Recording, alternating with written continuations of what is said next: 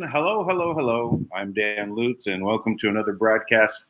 It's a Friday, April 26, 2019, and we're just cruising along here. We have so much going on. Every day it seems like it's exploding with what's going on.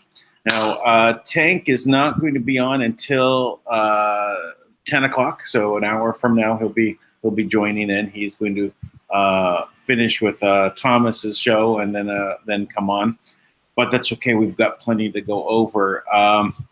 One of the things I want to initially go over is there is so much happening on the front lines here. I'm going to go over some of the Q posts and some other things that I've been monitoring. But there's been a couple of major events, and one of them is on the screen behind me. So I'm gonna go over this. I'm gonna give you some background.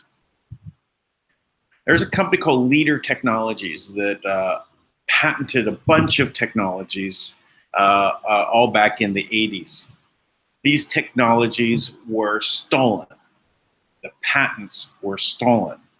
These patents were used to create Facebook, Google, PayPal, many of the different technologies, and they've been fighting this for a long time. His name is Michael McKibben. I think McKibben. Yes, I think it's Michael McKibben. And Thomas Gabriel on his broadcast, American Intelligence Media, which I highly recommend that you subscribe to and watch. I keep tabs on. That's one of my favorites. Has been updating us along the way about this particular issue. And they also have great researchers, and they've developed a research team to dig, to get to who has been the problem in stealing these technologies and why. This particular video is an announcement that they have now, not just circumstantial evidence, but they now have eyewitnesses to the theft of the technology. This is very big because now it's much easier to prove. And not only have they proven that it was stolen, but the reasons for the theft were to create more war machine, literally to weaponize these patents on many fronts, including our debt slavery status. By getting all this information on us, they're able to use it. So I'm going to just play a little bit of this, and we'll discuss a little bit more of it, and then we'll go into some more things. So let's start here. The Miller Act notice. Oh, so that's a continuation of the Miller Act notice, but it's more evidence concerning it? Yeah, we're issuing a revised Miller Act notice now based on this new evidence. Oh, that further confirms what we asserted in the earlier claim, but goes into more detail with the citations and renews the request for the president to compensate us for 17 years of free use of our technology, which now we can see Chandler had his hand in the theft of all these patents. So he probably thought he was just he was the luckiest man in the world when we showed up on our own, as far as I know, and showed him what we had, and he decided to steal it. Well, I think this is So the gentlemen that they're showing there all had part in this plan, where they got together with banks and industries and investment funds to steal the technologies with a purpose. So they've uncovered all the evidence to this, and they actually have witnesses to the meetings that these individuals were involved with, the other people in the room as witnesses. This is going to accelerate this. And can you imagine, we're talking about the problems we're having with Facebook and YouTube and Google. All the technologies that there are based upon patents issued by Leader Technologies, if they now can assume control over all those patents, don't you think they're going to have some say over how those companies are run, if not own those companies?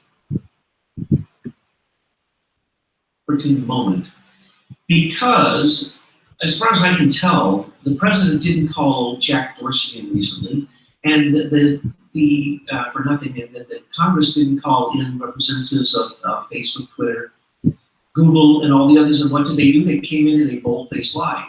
Why? Because they were already paying billions of dollars out in Europe, and Australia, for surveilling, for stealing people's information, so on and so forth. Right now, Facebook just said yesterday, get ready to their board members. We're going to have to pay $3 to $5 billion in a lawsuit that the FTC is bringing against us for the fact that we let Cambridge Analytica have certain data that was used by the Trump team. Now that cracks me up because that was the tip of the iceberg. Because Cambridge Analytica is the daughter company of the Strategic Communications Laboratories that had a $86 million contract. Well, Douglas, the criminality is much worse than that, and it's amazing that it hasn't been discussed up till now. Because when these companies do contracts with the federal government or with any commercial outfit, embedded in these contracts is always representations and warranties claim. And that is an assertion by the Facebook, Google, YouTube, WhatsApp, Instagrams of the world that they have right title and interest to the intellectual property they're using to provide their service. So you can see that this is a very big issue. And this has been a battle that's been going on from behind the scenes. And you'll get more of that off of American Intelligence Media. I highly recommend you subscribe. Obviously, subscribe to this channel, but subscribe to American Intelligence Media. That is one channel that actually has such great information on, because they have a team of researchers that are literally going after these things. So this is a core hinge point where all of the technologies can flip. All the things that we're having problems with in technologies can be decided by what happens with Michael McKibben and Leader Technologies. He should have say over all of that technology. So, and Trump knows about this. That information is definitely in his hands. This has come out of many different shows. They've been going on for a long time about different parts of this. Another thing that's come up, and this came up earlier when I'm talking with Tank earlier today about the SES, the Senior Executive Service, which used to be called the Senior Intelligence Service, CIA type organization. And it is just another form of CIA. You know, you've heard of CIA 1, 2, 3, 4. So now this is just another CIA, really, but it's really about management of the government. The heads of different agencies of the government are all subservient to the Senior Executive Service. You can't fire them. They get to decide how much they're going to get paid. Wouldn't you like a job like that? Oh, I'm worth this much, so I'm going to get, that's my pay. And by the way, you can't fire me. So great job if you can get it, right? But those people are in control of the government. They can walk into any agency and just take over. I'm gonna show you something, part of American Intelligence Media. Let me line it up first here.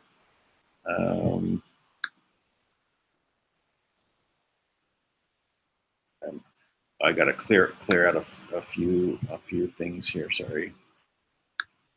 I had so many windows open, my system was slowing down.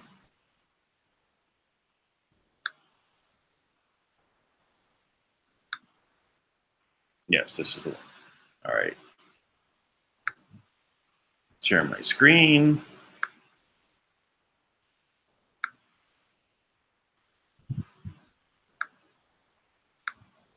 Now, this is American Intelligence Media's page where I just did a search on senior executive service. And I'm just going to tell you how far this is. This is from a year ago. The 500 exposed. Look at the SES with this kind of the SS symbol from Nazis, right? That's a year ago. Brett Kavanaugh is senior executive service, and so is his wife. Obama's SES Army found. This is from a year ago. SES, the vermin among us. SES, the Circle plan to control the world, 11 months ago. SES is dead, claims Field McConnell. I don't know about that one. I think I missed that one, so I don't know what it is. SES Sheryl Sandberg, Facebook chief operations witch. Right? Obama hired us. Trump can't fire us. Right? SES Awareness Month. That was a year ago also. You know, the Crown agents exposed. Right? The Crown agents exposed. This is going right back to, were we really ever freed from England? There's been this effort to control us, and we even replaced our constitution and put us under a corporate entity back in 1862. The Trump exposes Queen Elizabeth's secret plan to take over the world. That's 3 months ago. Right? SES stinks like sewage. SES plans to destroy America revealed. SES rats on the run. SES Star Chamber. Shocking global control system exposed. American SS exposed. Send the vampires back to home, to the Queen. Brett Kavanaugh and SES operatives exposed. So you can see that they've done a lot on SES. Shadow government is collapsing. So this is definitely something that everyone should take a look at. Wow, Thomas, you guys are landing right over the target with the senior executive services and this other council of 500 that you have found. You guys are amazing. Say that they have researchers and they're really going after it because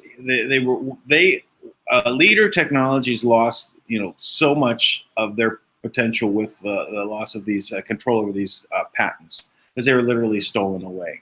Organized as part of the shadow government.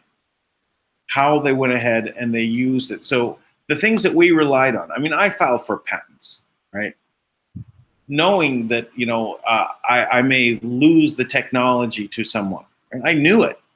Someone else would come along and use this. I've known people who had technology stolen. Personally knew that it was stolen.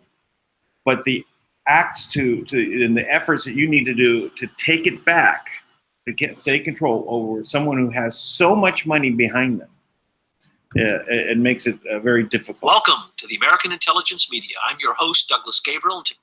Yeah, Douglas Gabriel. So I'm just going through, just showing a couple of the others that executive service. I was looking Remember, at. we're talking about an independent group that's not even accountable to the department heads or the president. So I'm not sure what they're doing, and I'll talk about that from the standpoint of organizational development in a minute.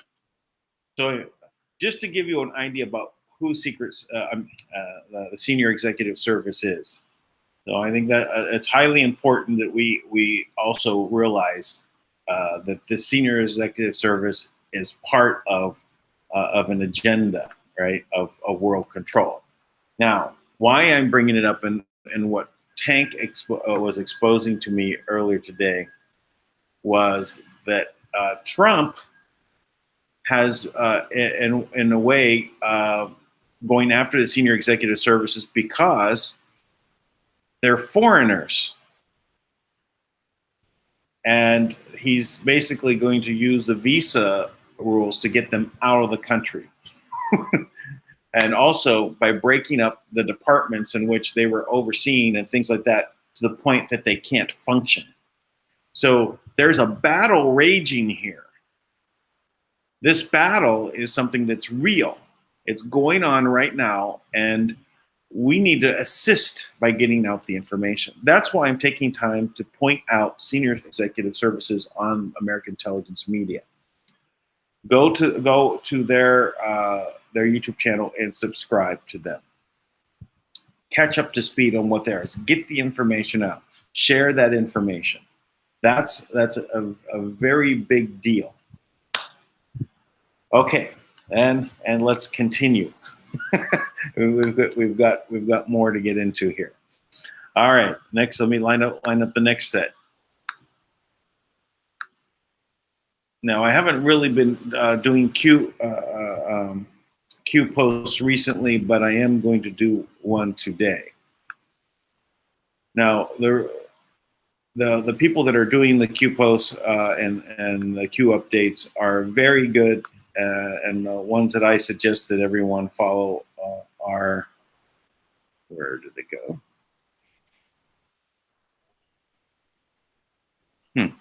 One second. Oh, there it is.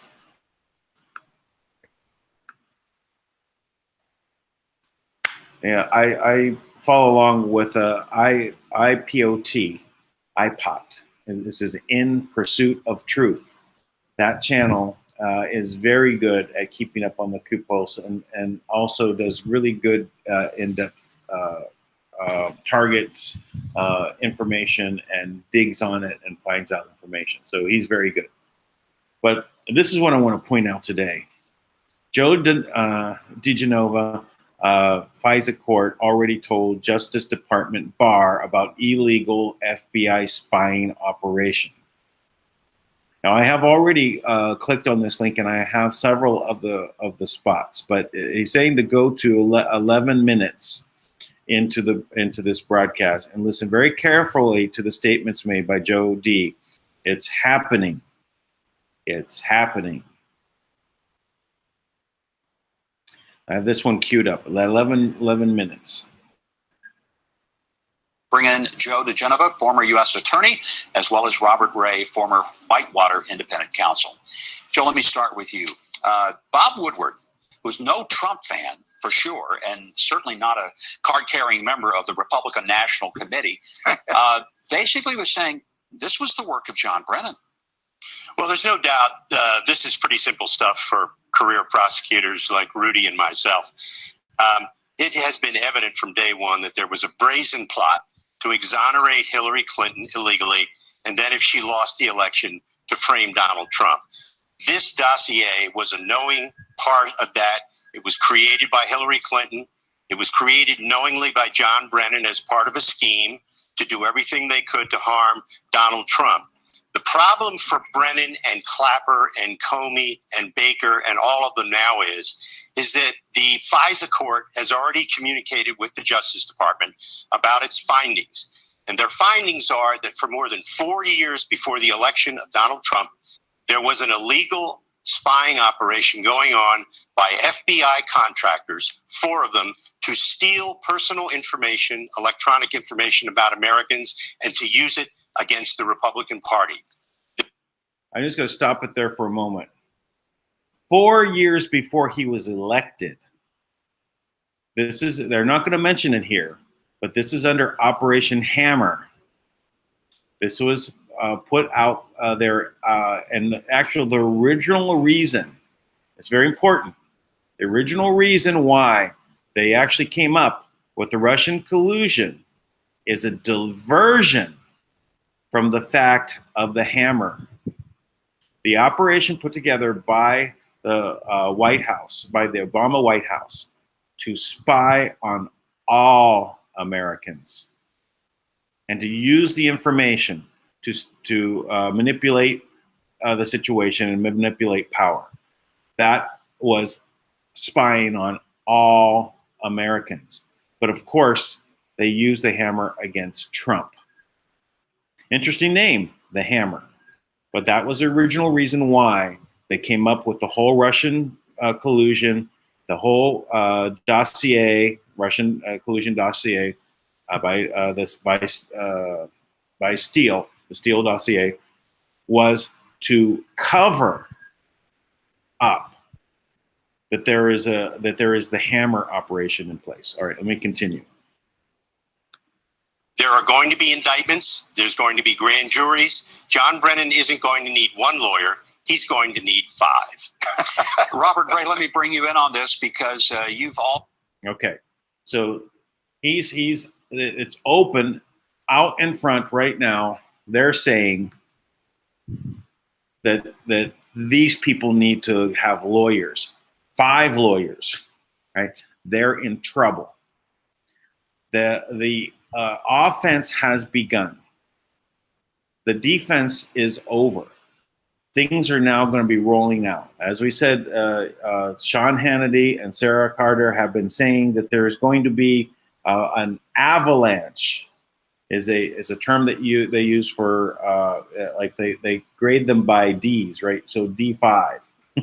And so we've been talking about the D5 and the QAnon things for a long time. The D5 is the highest level of avalanche of that will be coming down, on top of them. So that information is starting, and so now they're picking off, not Obama quite yet, though there was mention that there's yesterday, I even said this, that there's a tie-in to the Obama White House now for the Clinton emails that Obama covered it up. So this is now starting.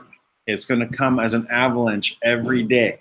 So I guess I'm going to have to be covering it. This may be a good format on how to present the information and try and get a kind of somewhat of a summary of the different things encapsulated and put out there.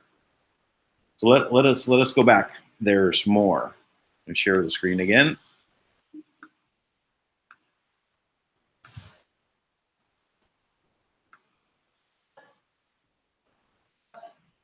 And I think it's the investigation is going to end up being very, very intense.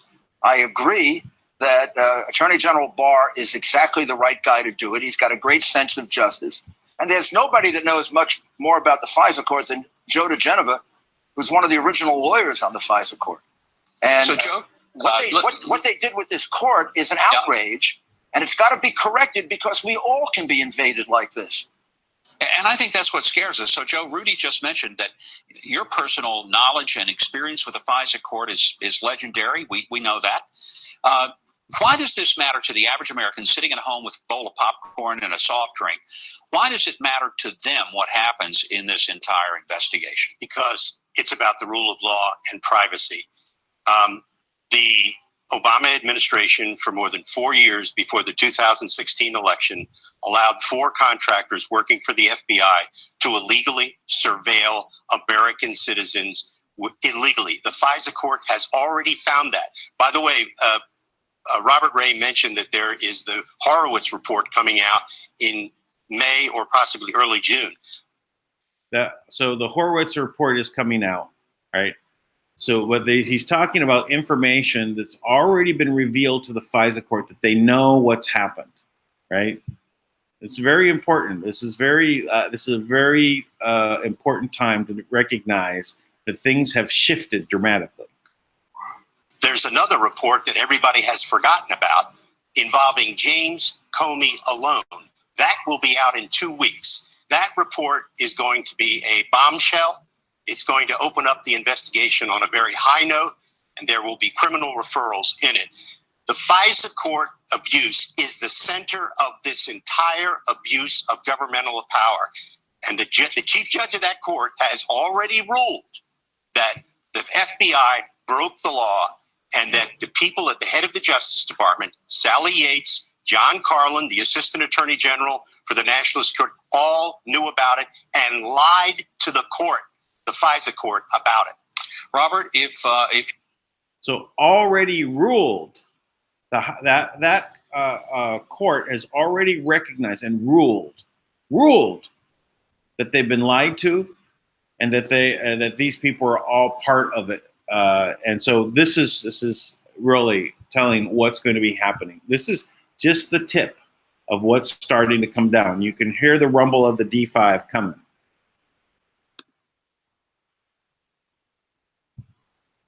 Yeah, let's go in this next section. Should never happen to another president again.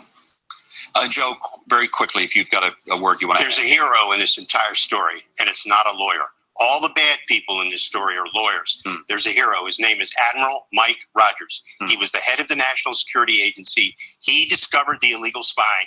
He went personally to the FISA court and briefed the chief judge and worked with her for months to uncover the people who did it. The FISA court has already been told and has already told the Justice Department who lied to that court, and that has been given to Bill Barr already. Very powerful. Let me add something. So there we go. It's amazing. Let's see, we have another section here. Let me add something. If we ask this question, what does it matter to the person at home? If the highest levels of government can trample the constitutional rights and the Constitution that through which we elect a president and step all over an elected president, imagine what it can do to you. Think about that. Well, if the president of the United States can be walked all over by the powers of our government, then you're not safe. Mike, what we have to do. Joe and I have probably looked at 100 FISA applications at different times. And the reality is that you take this very seriously because they can't be contested on the other side. If you read the Steele dossier, which I've done, and you don't figure out in 2 pages that it's a piece of phony crap, you don't belong being an investigator. And I'd like to ask Jim Comey, when he said it was unverified after having it for 5 months, why the heck didn't you verify it? You could have checked whether Cohen was in Prague on a specific date. All you had to do was call the passport office, and you would have found out he's never been in Prague. You could have found out that Steele hadn't been in Russia for 7 years. He didn't bother to find that out. We call that being grossly negligent. Remember who else was grossly negligent? The one he let off the hook for obstruction of justice. So I think... Yeah, the answer to that was Hillary. Comey let Hillary off, right, for this email servers and all of this, which is, this is all treason. And Comey basically, they made it into a matter, right? Downplayed it. Oh, hey, Tank, how's it going? Hey, what's going on, Dan? Oh, I just on here. Well, I've just been I just gone through a couple of different news articles. I brought up what's been going on. The screen behind me, this is American Intelligence Media. I was talking with you about them and the Senior Executive Service. But there was actually more news today that I led with. They've been talking about their Leader Technologies and Michael McKibben they filed patents back in the early 80s that is the basis of all of the social media and Google and Gmail and everything. They filed the patents. This was stolen from them, and they've been fighting it all this time. What's changed is now they have eyewitnesses. Those engineers that were sitting in the meetings with those gentlemen up on the screen there, right, which were that literally are the cabal that had their plans and how they organized to steal and weaponize they were doing, weaponizing these things, including all of this social media against us. Yep. So that's another big story that came out. So, and then I was just talking about the QAnon started putting out information about these major events that are now coming down, and they're saying that that Brennan has to lawyer up. He's got to get 5 attorneys. These people have now lied, right? And now the court is now all the information about that has already been in the court coming out is that these things have been already in the background. Like the court knows that they've been lied to, and they know who did the lying. But now that information is now being brought out front. This is the avalanche of information. The D5 starting. Right? It's the rumbling. It hasn't even gotten up to D1 yet. It's going to be going. Well, So, put up or shut up. yeah. I personally, you ever see this movie Austin Powers? It's a old movie from like the 90s, I think. Oh, I And, love Austin Powers. all right, remember the scene in the first movie where uh, he and the woman at the time, his counterpart, they're riding on a pavement flattener, a big old flattener, and they see this guy. There's like a security guard there, and it's like slow motion. And he's like, no, and he's like got his arms up in the air, and he's like they're gonna hit him, and they're like, just move, and then they pan back, and he's way out in front, right? All he has to do is step out of the way, right? That's all he's got to do. And they're just trying to get him to move, and then eventually they crush him, right? That's kind of how I feel about all these trials. It's like there's all this information, and then just the nature of the legal system is, it basically it gives them every opportunity to stall, to come up with legal loopholes, to find their ways around things. When in reality, these are acts of treason, and that's part of the reason why the military tribunals have always been so appealing, because there's something absolute and definitive about military tribunals, right? Tank, Yeah, yes. trust the plan.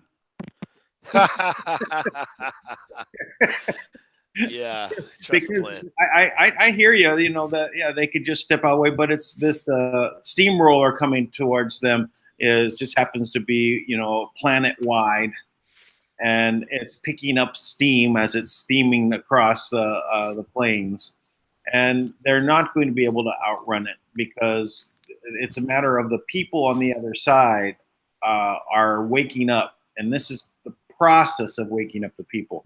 The offense has started. Everything has been prepping to get to the stage where you want things to move fast.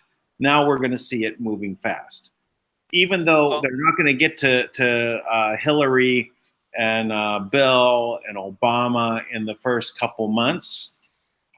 I wouldn't say it's more than 6 more months before they're starting to literally everything down below. Like they're getting Brennan, they're getting the others that are at this level, to where they're now going to it's going to be enough in the public eye that they wake up enough and say, well, what is really going on? They're awake enough to say, okay, well, let me open my mind to what may be a possibility, since I've been so much on the other side of things, or I was indifferent to all of it because it's all stuff. All these people are now swayed to the point where they're able to open up to new information. Well, let me ask you this. Yeah. Was part of the plan for the Pentagon to fight us every step of the way until they finally came on board, you think? No, I don't think that was part of the plan, though. Because part of the plan was to cause martial war, right? Yeah. So what my point is that what you're witnessing is exactly what I said, that the plan that everyone's trusting, right? That they want everyone to be like, they got this all under control. In reality, it was the plan that I've outlined several times. It was the global currency reset plan, right? That was part of the plan. So even in trusting the plan, just keep in mind, because this is, you can see this rhetoric repeated. It's ingrained in a lot of the Q posts, right? They were hinting at the global currency reset, right? The Jubilee and things of that nature. So now, assuming the Pentagon is on our side, it'd be fair to say that, well, that part of the plan is out. So what did that plan include? Well, that plan included a declaration of martial law, right? Well, so logically, it would seem that doesn't seem to be the case, right? That they're not going to do that anymore because there's not going to be, the global currency reset, which means there's not going to be the, millions of people that indicted that Michael Cottrell would always talk about, and it would stand to reason that at least on some level, the the plan is somewhat unhinged, and on another level, the plan is exactly what we thought before was the Yeah. there was Well- a sacrifice, right? So the sacrifice, so to speak, was it's a transfer of power, right, from the western to the eastern, right? So Right. from the west to the east. So they've been building up the villains for the west for a long time. So this part would kind of seem like it's going according to plan. All these people knew they were going to be sacrifices. That's why we have all types of evidence that would imply that Hillary Clinton is a clone, right? I mean, and potentially Barack Obama and every all these other groups, right? Yeah. So I'm not saying that there's not a revamp of the plan, but until I see the Q group acknowledge the Man of World Holding Trust or the Unknown Country um or Kim or any of this, until I see them actually talk about real intel, because everything trickles down from the top. In this case, I'm saying this intel, because that reality changes everything of the plan. And if they don't know about that reality, now don't get me wrong. I mean, I know she's involved, so I do believe there's a plan. There's things in place that are happening. I just don't have the same exact confidence that. Well, I would say that you are the perfect manifestation that I was asking for. Well, thank you, Dan. That was very sweet. The counter to the Q, so we could discuss the issues from both angles. That's very good. Well, I would say that the plan is a mirror, right? They have to have their own plan, but we're going down the road. And so there are two sides. There are one direction is towards the tyranny, and the other is towards freedom. But they're reflecting each other. So there is going to be some where you can look at the plans from both sides and say, well, we're going down the other side of the road. I think that that with Trump and with Q and having these things play out, it's not going to be good to expose the deep state from their side when they've been in the shadows all this time. They can't survive in light. It's just physics, right? It's a physics or metaphysics, you might say. Yeah, they can't survive in the light. So when you draw attention to them, they much prefer to keep their scapegoats at a certain level. But Q has brought this up to the bloodline families, up to the Rothschilds, up to the Pacers. So even more. I mean, they brought it up to to a spiritual level, really. People think it's just code, but it's not. I mean, if you look at what the autists are doing, I mean, they're breaking down code. But if you look at what the codes are saying, and what they're talking about in some of the more in-depth Q posts, I mean, I saw it today. I was like, wow. I mean, they're really delving into a greater spiritual, metaphysical, kind of a galactic reality. What were you watching? I'm gonna pull it up right now and tell you. 1 second. You can share your screen. I can. You I should didn't be know able to, even on your phone. So this is the closest I've ever seen to a Q post, right?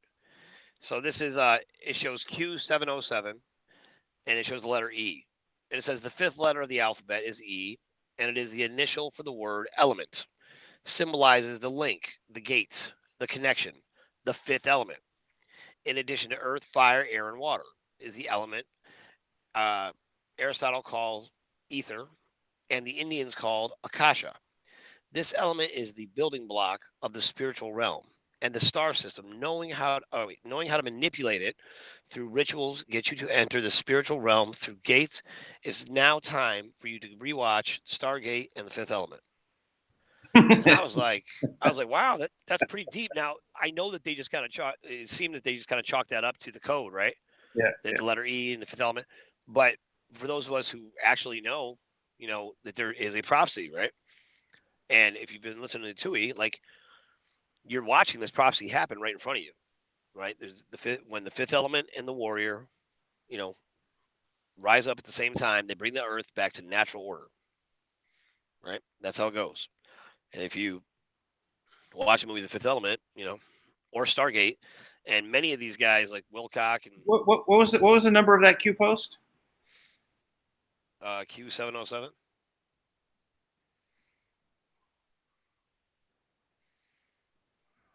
Oh, I get it now. It's an analyst because it's just the letter E. I got it now. Right. So, yeah, so it's leading the way. So I mean, if you actually look at the Q post, it's only a picture of the letter E. Here, I'll show you. The backwards. Share the screen.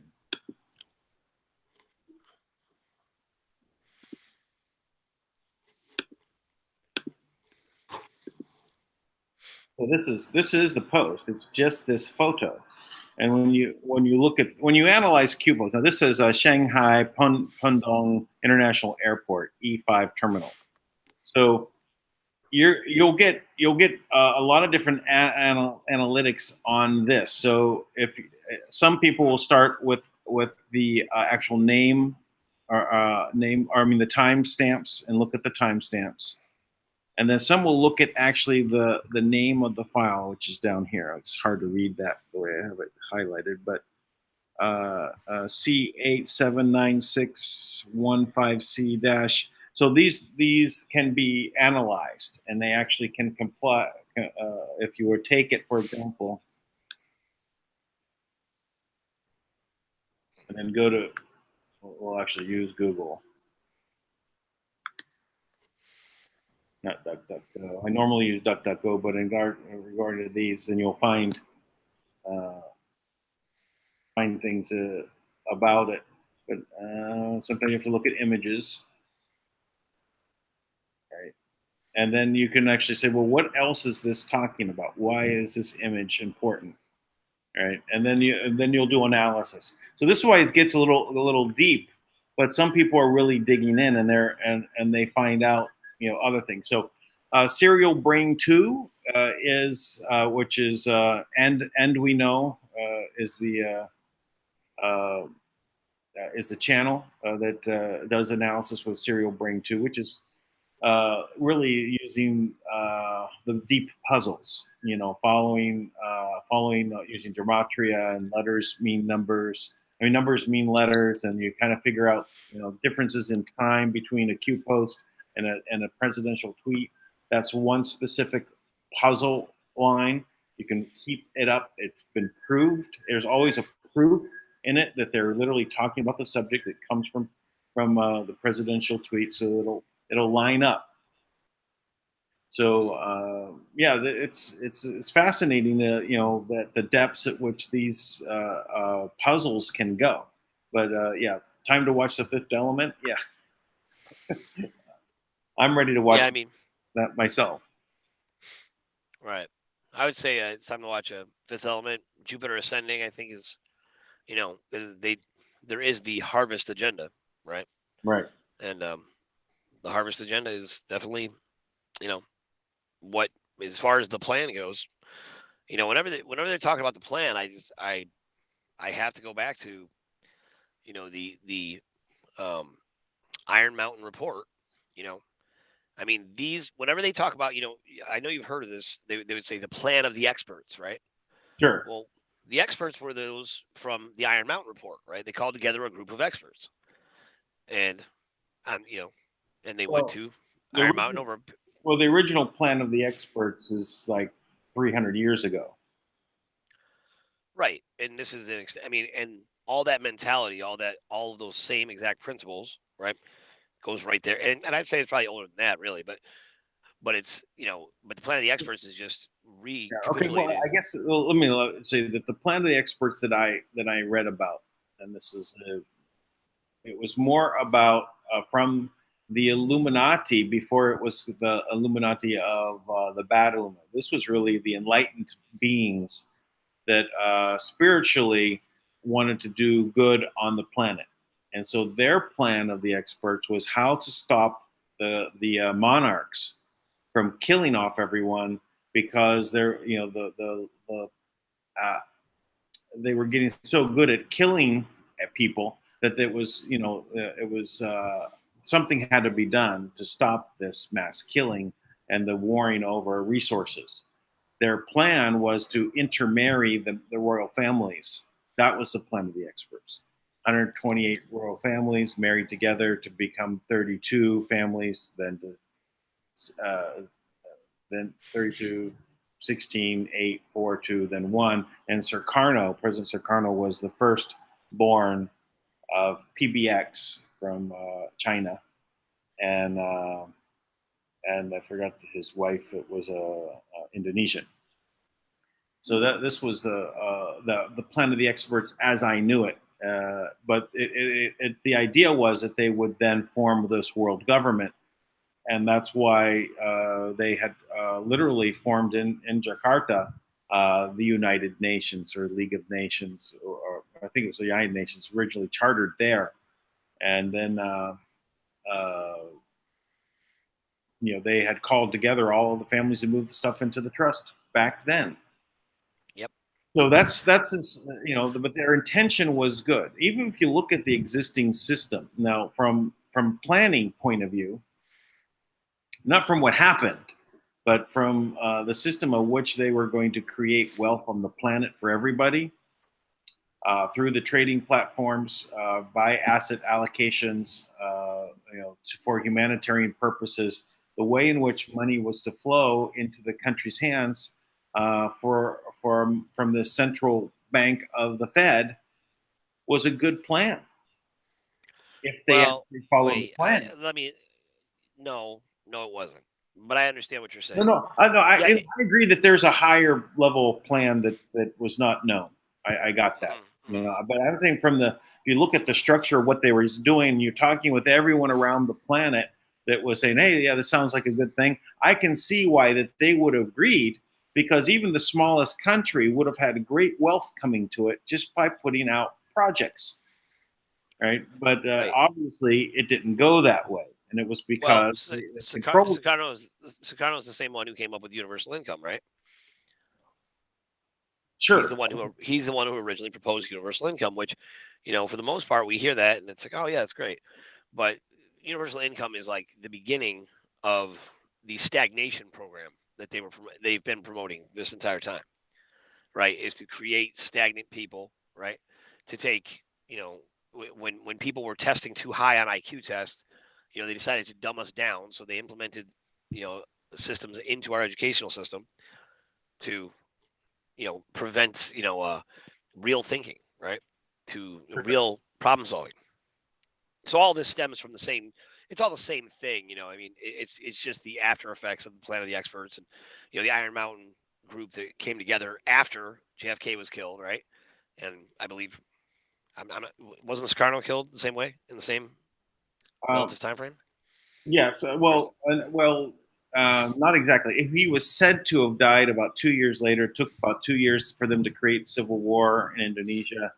And then he was said to have died. But the word is he did not die.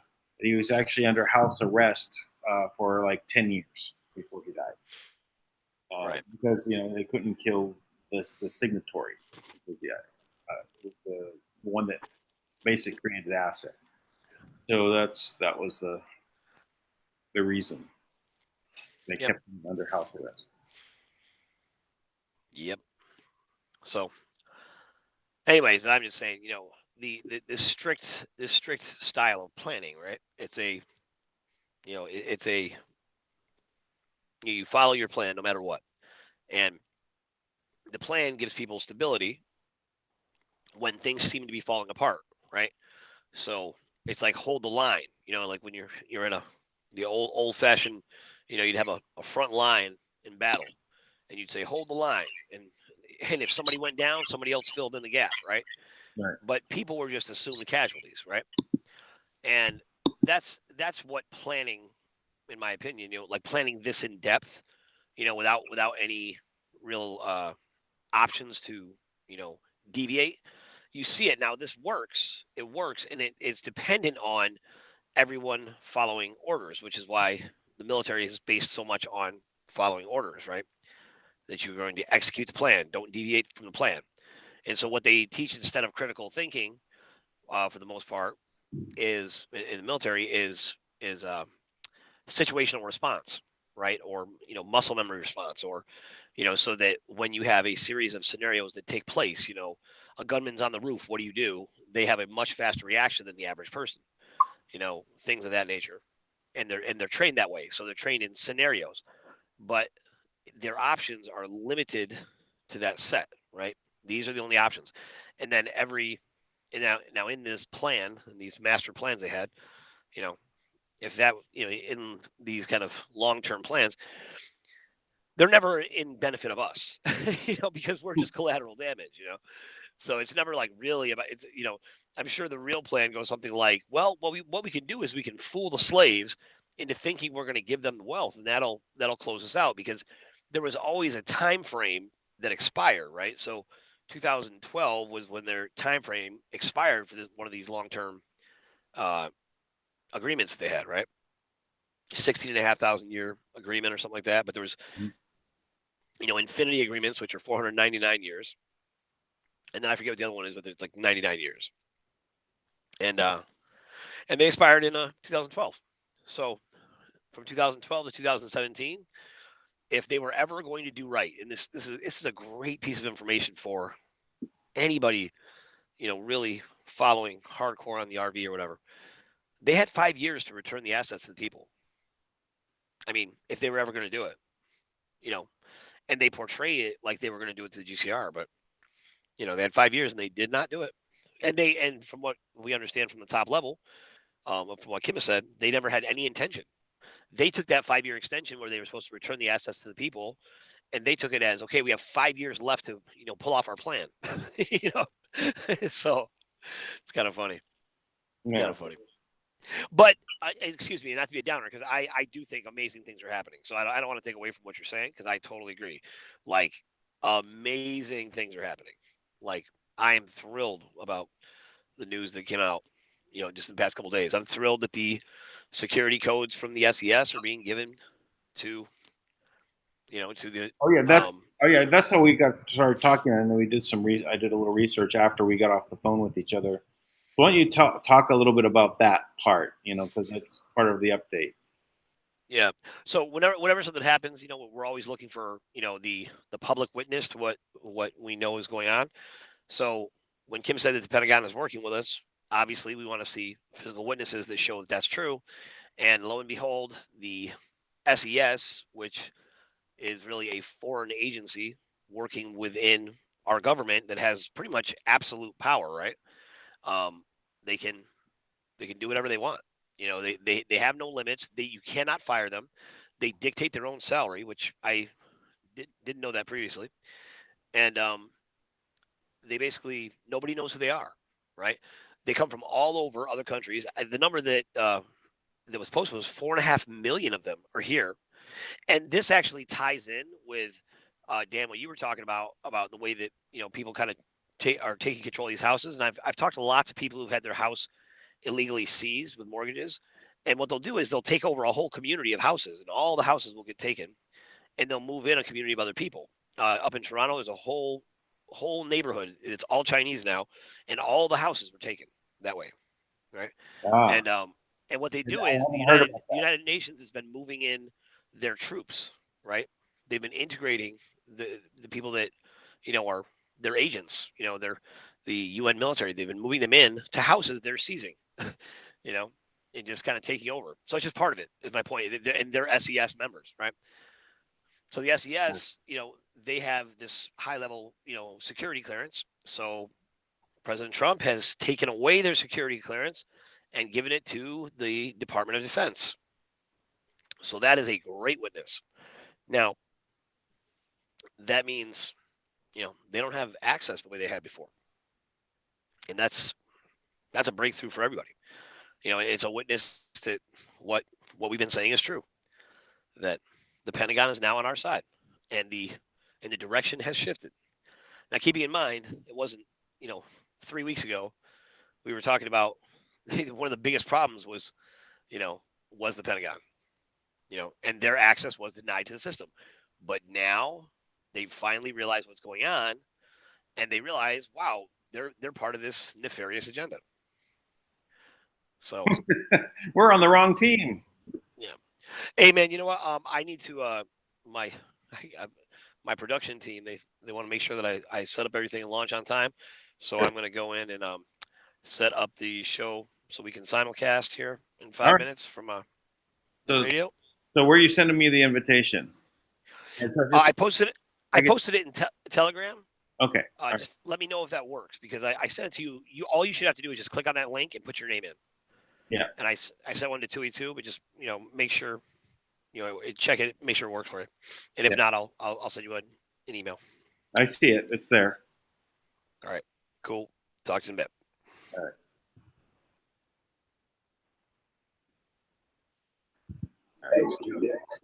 Hey Dan. Hey, Tui. Peace. So yeah, we can talk. It's okay. Okay. I thought, is it gonna be like yesterday? Yeah, it's like yesterday. I'm just launching it as we speak now. Okay.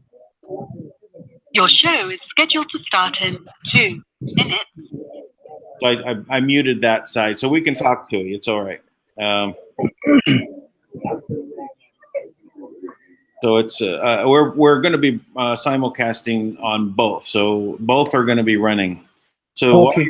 while you're on here, you can talk just as I'm talking, and you could actually be on the Blog Talk Radio also. Nice. That's good. Yeah. So at least we'll try it out. It may be a little different. So how are things today? What's the update? Oh, yeah. We like I said from yesterday, we are ready. We've talked with the bank managers and the investment finance.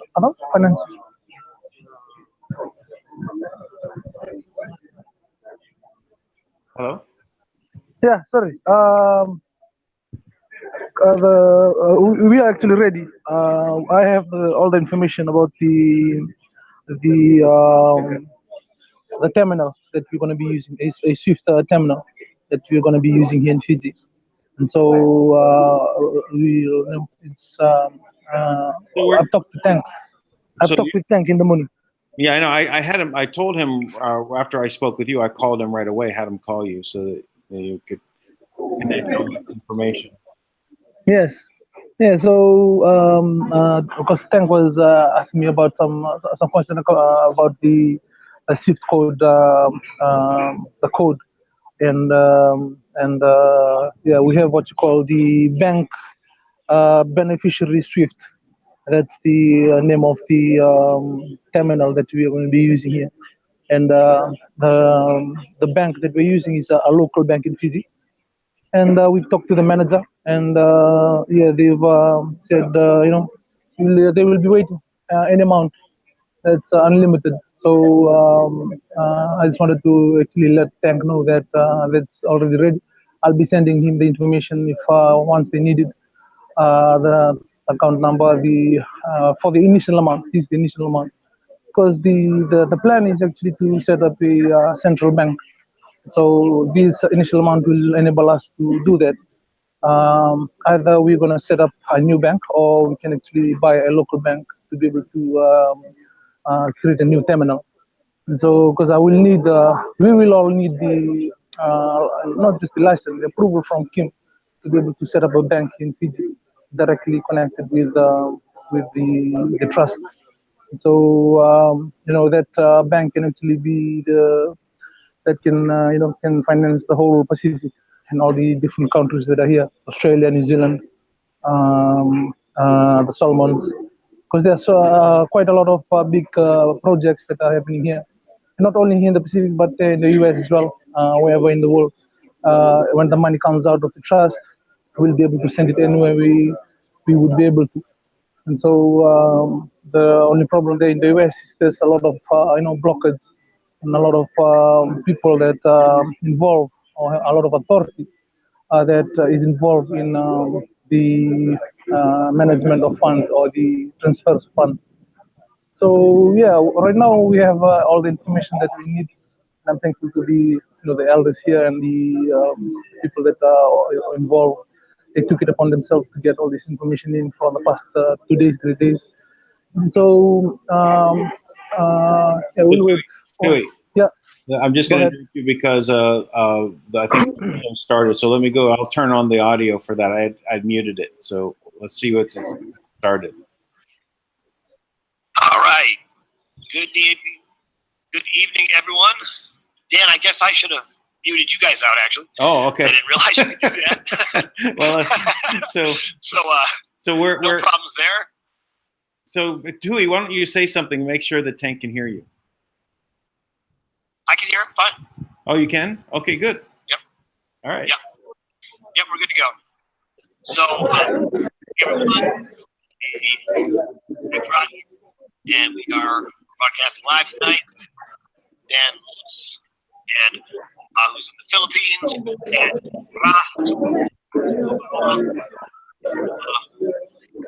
Fiji, with part human, one part superhero, who's going to share some things with us today about the status of Fiji and actually being able to raise funding. So, on the line? Online. Yes.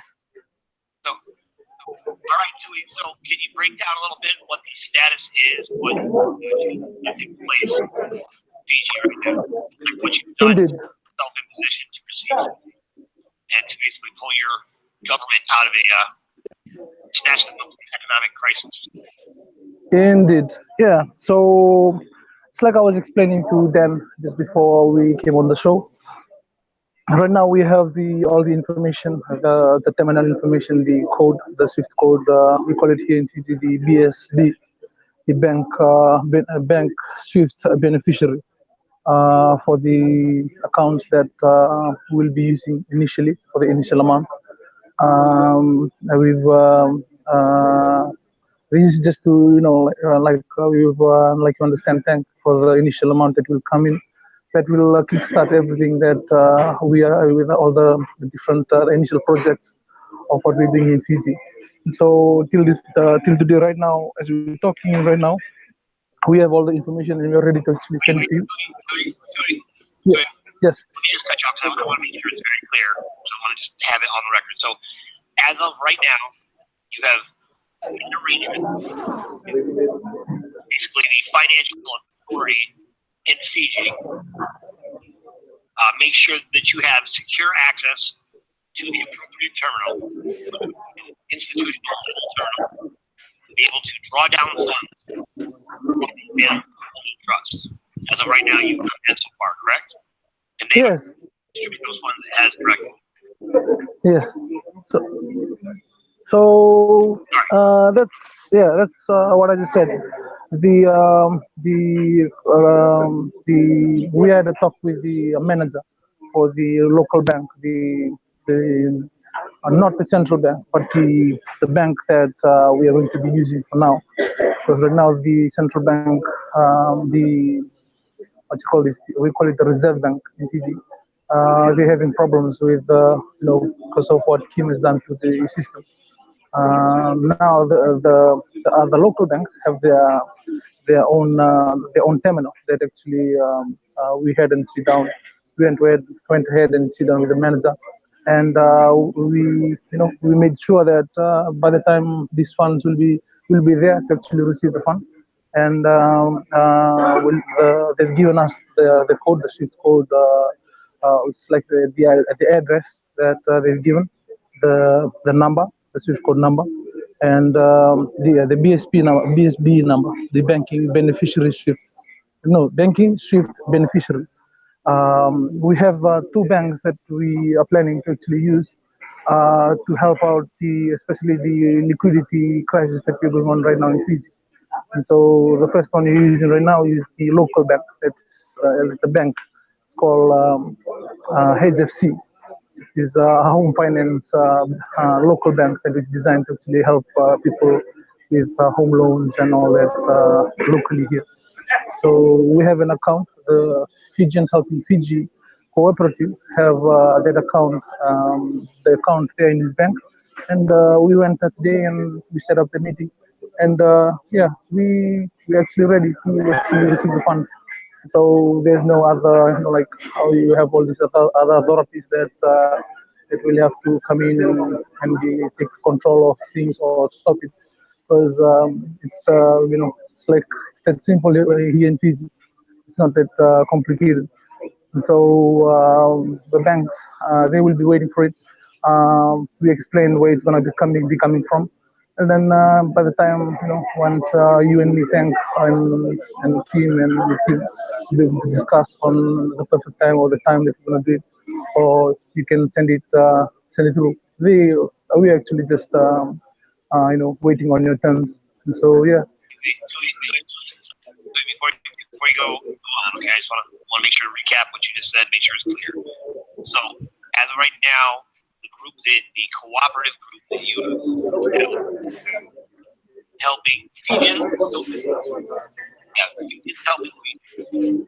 That Yes. that you set up that now is topping $7,000, if I remember correctly. Yes. You have an account at a local bank there, and Yes. that bank is now ready to receive from the financial authority. I'm not sure exactly what you call it there in Fiji, but from the financial authority when they draw the funds down for the accounts that are allocated for Fiji itself. Because every country in the world has allocation of funds they pledge to the trust at some point, and those whatever the first amount is, that first designated amount coming in, you have that.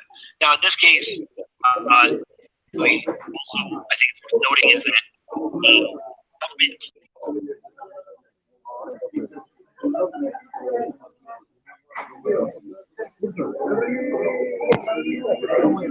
Hi, Dan. Sorry. Can you hear him?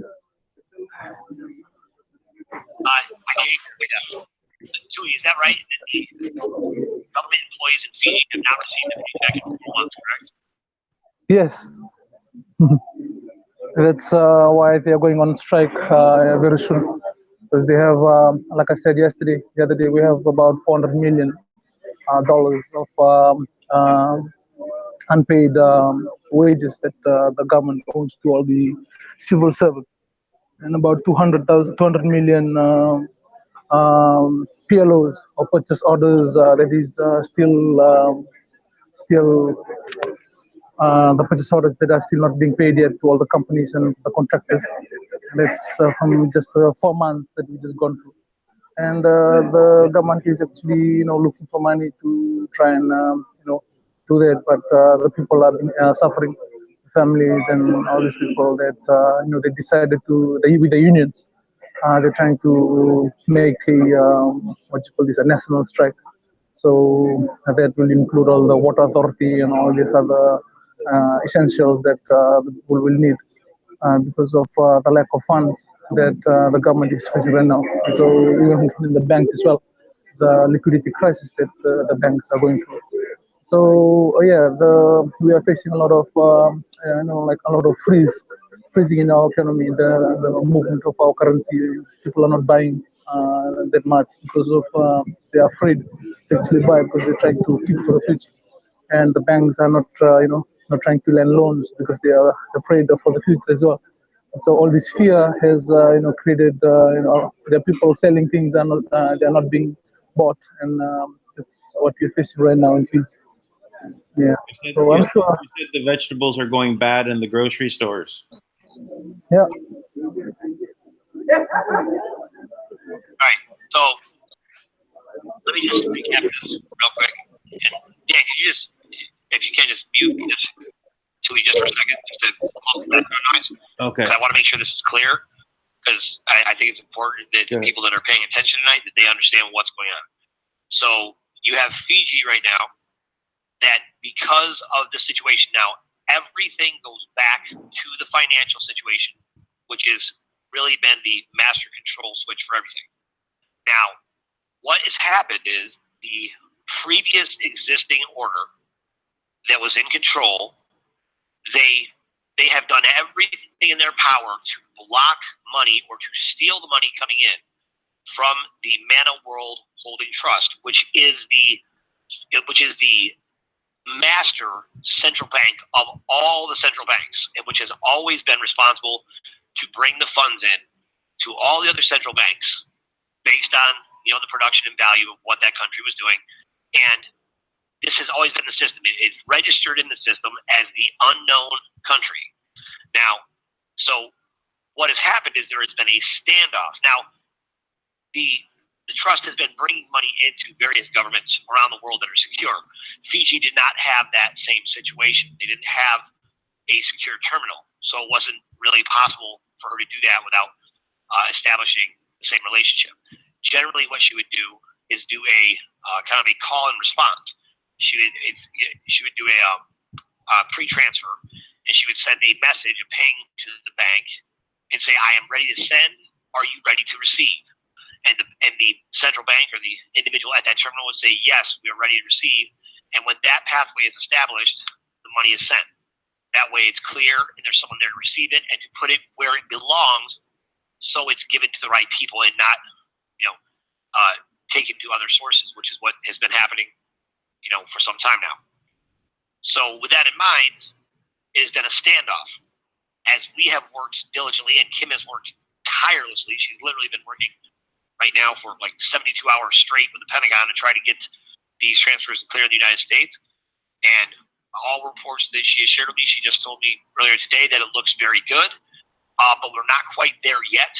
But it looks very good. She told me she would tell me the minute that we had the first one hit, right? So they're working to just get these to land in the actual contractor's accounts. Now that has been her focus because, when it comes down to really beating the giant, it's best to just go ahead and take off the head right from the beginning. It'll make everything else a lot easier. So, but when it comes to Fiji right now, because they don't have any liquidity, because they don't have any money, so the effects have been the government has not been able to pay their employees. So you have 4 months of unpaid wages to the people of Fiji that work for the government, topping $400 million, I believe is what Tui just said, in a deficit to the people. And he mentioned another number. I thought he said 200 million, but I'm not sure what that was for. And then think of what happens. It doesn't just affect, it's not just salaries. It also goes to all of the money that was put out up front by the stores, the grocery stores, the restaurants, put money up front to buy produce, to buy goods, expecting people to come buy that based on the natural demand. But because people don't have money, and also the money they do have, they're conserving because they don't know how long it's going to last, they're afraid to buy anything. So it's so bad that the produce is actually rotting on the shelves at the stores. And so now you have to think that the liquidity being generated by the businesses there, that's being devastated. So you have a true economic crisis taking place in Fiji right now. That is happening right now. And this is absolutely 1,000% going to cause problems no matter what.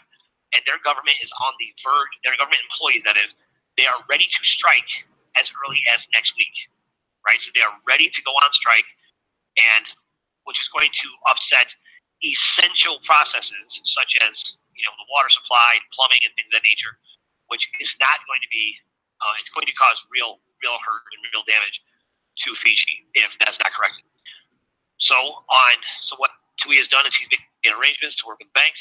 I have given Kim the breakdown of, that Fiji is ready, and we will see. We'll see what the next step is. As of right now, though, every bank in the United States who is occupying, completely monopolizing Kim's time by resisting these transfers being cleared, which is an act of treason. These are accounts. What Kim said to me last night, actually while we were on the call, was that I asked her, I'm like, how can the bank possibly stop the Pentagon? I mean, think about it. We are in a state of emergency, right? So in this state of emergency, you have a situation that currently exists where we have thousands and thousands of people that are coming to the border that have been told that they have the right to walk into the United States and no one should be able to stop them. And that is true. That is the propaganda that is taking place. My father is actually heading down to Honduras very shortly for another missionary trip, but he told me there is things going on down there that you wouldn't believe how different the mentality is and what's being told to them. So that's real. That's firsthand experience of what is being perpetuated to all these groups. So as they come here, they're exhausted, they're tired, they're angry, and then they're completely infiltrated, right? You'll have one, individual who will have 6, 7 children with him, right? Because that's profitable. Now, I know this for a fact as well, because I have some very close connections in Guatemala, and this was very common, that when people got very desperate, they would sell their kids. And they would sell their kids expecting, for some nominal amount, because they thought maybe they would get a better family up here in the United States. So in their mind, the United States is flowing with milk and honey, and it's wonderful here, right? Which, in many ways, we could say the same thing, and that's how they kind of put us all into a malaise. And so when everything comes here to the United States, they think it's going to be okay. But in reality, they're taking their kids and they're doing things like what was described last night by Michelle.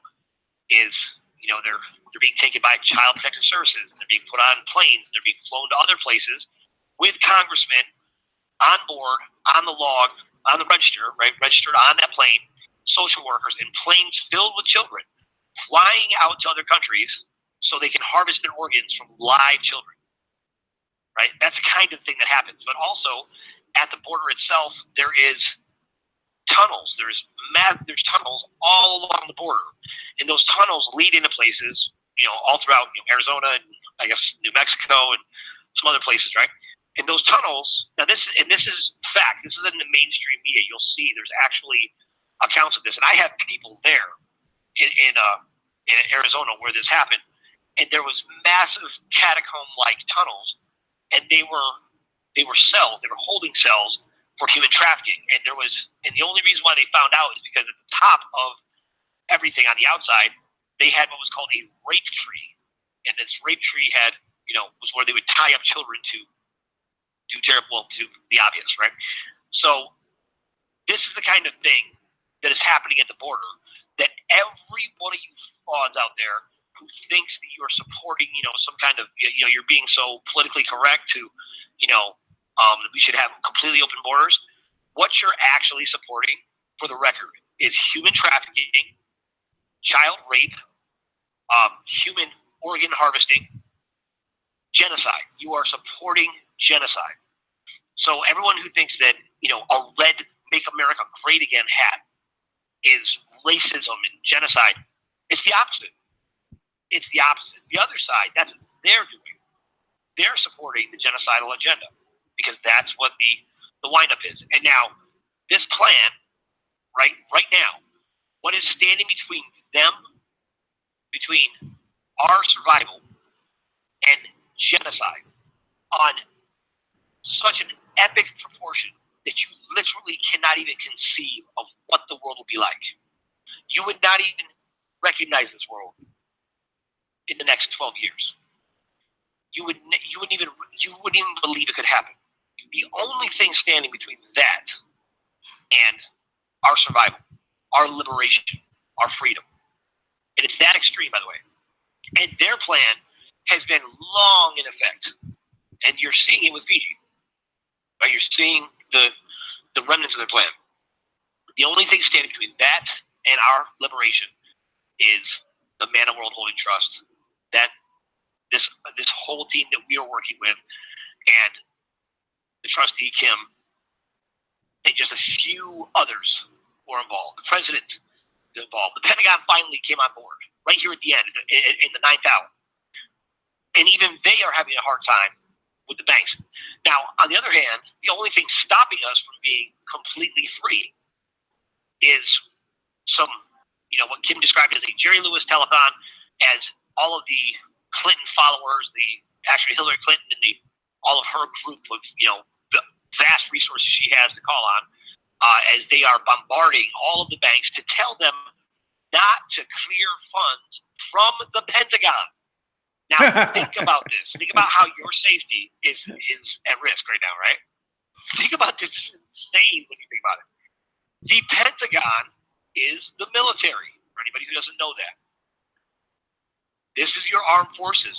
So you have a state of emergency in the United States, and you have our borders are under attack, and there are foreign agents down in Mexico and Honduras and Guatemala, and they are from the United Nations. They're there to spread propaganda. They're telling them to come to the United States. They're telling them to storm the border. They're loading up caravans of people, then infiltrating these massive caravans with children that they're going to traffic. And the women, it's half of the women get raped. They tell the women to travel when they are menstruating just so they won't get raped. And that probably doesn't always work, right? This is the environment that is being created to attack us with. It is not a war in the traditional sense of men attacking the border with guns.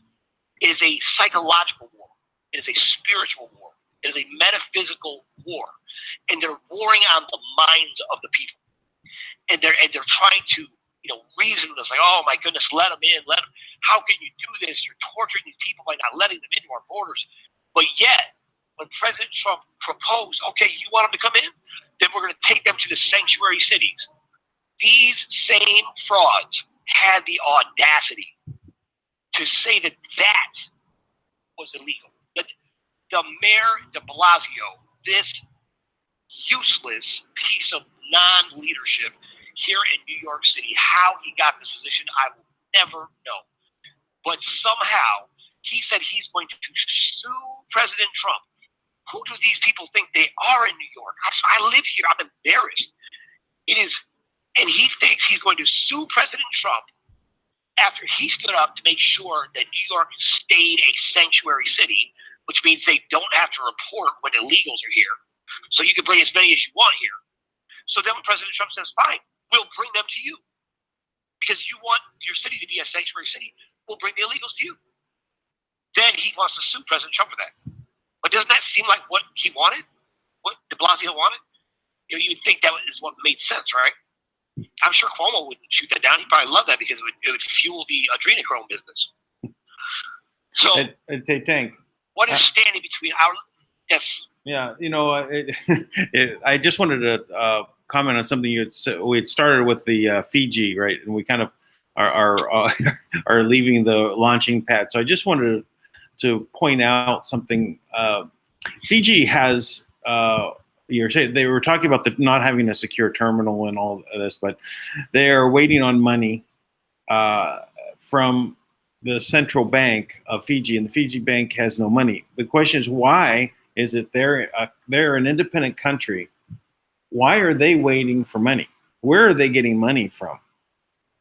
It's the Federal Reserve. Why are they in all these other countries waiting to get money from the Federal Reserve? If this is a Federal Reserve is a U.S. based, Bank of America, right? Not B of A, but the bank for the American government. Why is it also funding Fiji? This is something to wake people up about. It's not just Fiji. It's all the other nations are getting money from one system. And we were talking about how this system, generated money and put into it. We talked about Sukarno and the plan of the experts and all this. But that system that was put in place with the UN and Bank of International Settlements, and that whole system was meant to be one system. But why are the people thinking it's their bank? The bank here in Philippines also was just taken over by the Philippine government. They nationalized the central bank here. So it's just recognizing the system that's existing right now needs to be changed. And so each country should nationalize and take over their central bank. So when TUI is talking about, another bank, they really just need to take the central bank that's there either make another one and close that one, or just take that one over and nationalize it. I don't know what the best solution is, but this is just something I'm sorry to bring us back to that, but I didn't want to lose that point. No, you're okay. No. Yeah. I won't. I promise. I'll always come back to the point. So, so this is what you're talking about is exactly what I'm leading up to. So, this is what the point I'm trying to make, right? I'm just giving you some of the details to kind of introduce, of what the scope of this damage is being done and how everything touches everything else, right? So, the reality is, people right now in the alternative media, the mainstream media, none of them are talking about the Manna World Holding Trust, but they'll talk about the Federal Reserve. Now, the Federal Reserve hasn't had money to bring in to these countries because they no longer have their charter. They are no longer anything. The Federal Reserve is gone. And I know that it's hard for people to imagine. But think about it. The last time when they were on a tear, they said they were going to raise interest rates every month. And then they were saying, and then they kind of took it down to every quarter. But when we said their charter is gone, we started saying that Kim took away their charter. They have not raised their rates since because they cannot do it. They don't have the ability, right? So this is the same system. So they're done. They have no money. Matter of fact, the unknown country, the Manna World Holding Trust, called in a debt on them of $2.86 quadrillion. How many zeros is that? They owe. I have no idea. I'm guessing 29, but it's off the top of my head. But I mean, that's the kind of thing that is happening, right? They don't have the money to do what they have done previously because the entire system was designed to cannibalize itself. And it was done. The whole system was designed around the echelon system, right? And this was designed to cannibalize itself. Now, listen, anybody who doesn't believe me on that, I spoke to the person whose name's on every treasury in the world, and he designed this system from scratch. He was a prodigy recruited by the CIA when he was like 9 years old.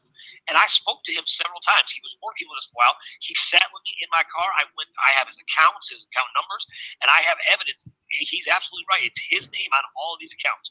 So when I tell you that I'm saying these things, because somebody came on the show the other night, it was kind of trying to say, oh, but who can prove what Kim's saying? I'm telling you, when I'm talking about these things, I don't do intel. What I'm doing is what I have seen with my own eyes. These are absolute facts. Now, he is also the one who designed and created the gray screens, which is the mirror system, right? That's the entire mirrored system, which allows this thing to exist, allows these transfers to go the way they do. He told me personally and directly, the GCR will never happen. It's impossible. And he told me the entire system is designed to cannibalize itself, and that's what you're watching happen right in front of you. And that's why everything's like this. Because once you take all the assets, if everything keeps going back to the trust, what happens? You have less and less to work with, and because there's less to work with, and then the value's also going down. You have less to work with, and the value's going down. Less to work with, and the value's going down. It cannibalizes itself. So in 2012, they had failed. They took control of all the assets, but they failed to implement their one world government. And because of that, they were given 5 years to return the assets back to the people, of which they didn't even make the slightest attempt to do that. Not even the slightest attempt. They created the RV and just teased people for 5 years. Mind wrecked them. So now, what are you seeing? Now it's 2019. Now we're about a year and a half past the time of this agreement. December 23rd, 2017, when that agreement expired, and they failed. They didn't even try. And Kim has been working all that time because she took the position in 2012 to get this money back to the people. So now we're at a point where you have this option where you can continue to let it cannibalize itself and hold on to it, which would be the equivalent of really grabbing onto the rails of the Titanic, trying to stay stable as the boat is going down. It doesn't matter how hard you hang on. It's not going to keep you afloat. You're still going down, right? You're going to die on that ship. Better to get off the ship and get in the lifeboat, swim away, something, anything. Don't stay on that boat. Everybody in the banking world, everybody in the government, every governor at a central bank who was promised a fortune and bribed, everyone who has some horrible videotape out there of you that's, horrible evidence, there is nothing worse than what will happen if you stay on this boat. Because if you stay on that boat that's going down, what is going to happen, not only will you go down, but this right now is the time to jump ship. Yeah, throw away your burner phones. Exactly. The damage this is going to do is not going to affect just you. If you jump ship now, even if you go to jail for life, your family has a chance. But if you stay the course on this, it's not just going to wreck you. It's going to be a state where there's not going to be the same kind of mercy available. And it's not just going to hurt you, it's going to hurt your family and generations to come, and it's going to be public humiliation, and it's going to get worse and worse and worse. It is better to jump now. Better to jump now. Tank, part of what's going on with QAnon and the information that was put out there when they were seeing like all these people that did not run for office again, right? Paul Ryan, for example. They were given a choice: get out now or face the consequences. And then the consequences are one of two things. If it was only about money, you'll still live, but you're going to be going to jail. If you harm someone, you would face treason. So it's the same for the people that are sitting there now in the banks with burner phones, or sitting at some board or something like that, where the higher ups have been telling you to stop this money from flowing. You have a chance to not be accused of treason, right? If it's only about money, you can get out now, and they're probably just not going to bother with you. If you fight to the end, it will be the end. That's all I got to say on that. Well, yeah, and taking the hard stand on this one, I want you to really consider. I want everybody listening. Now, Michelle made this beautiful point last night. I thought it was a great point. She said, look, now that you know, you are obligated to act.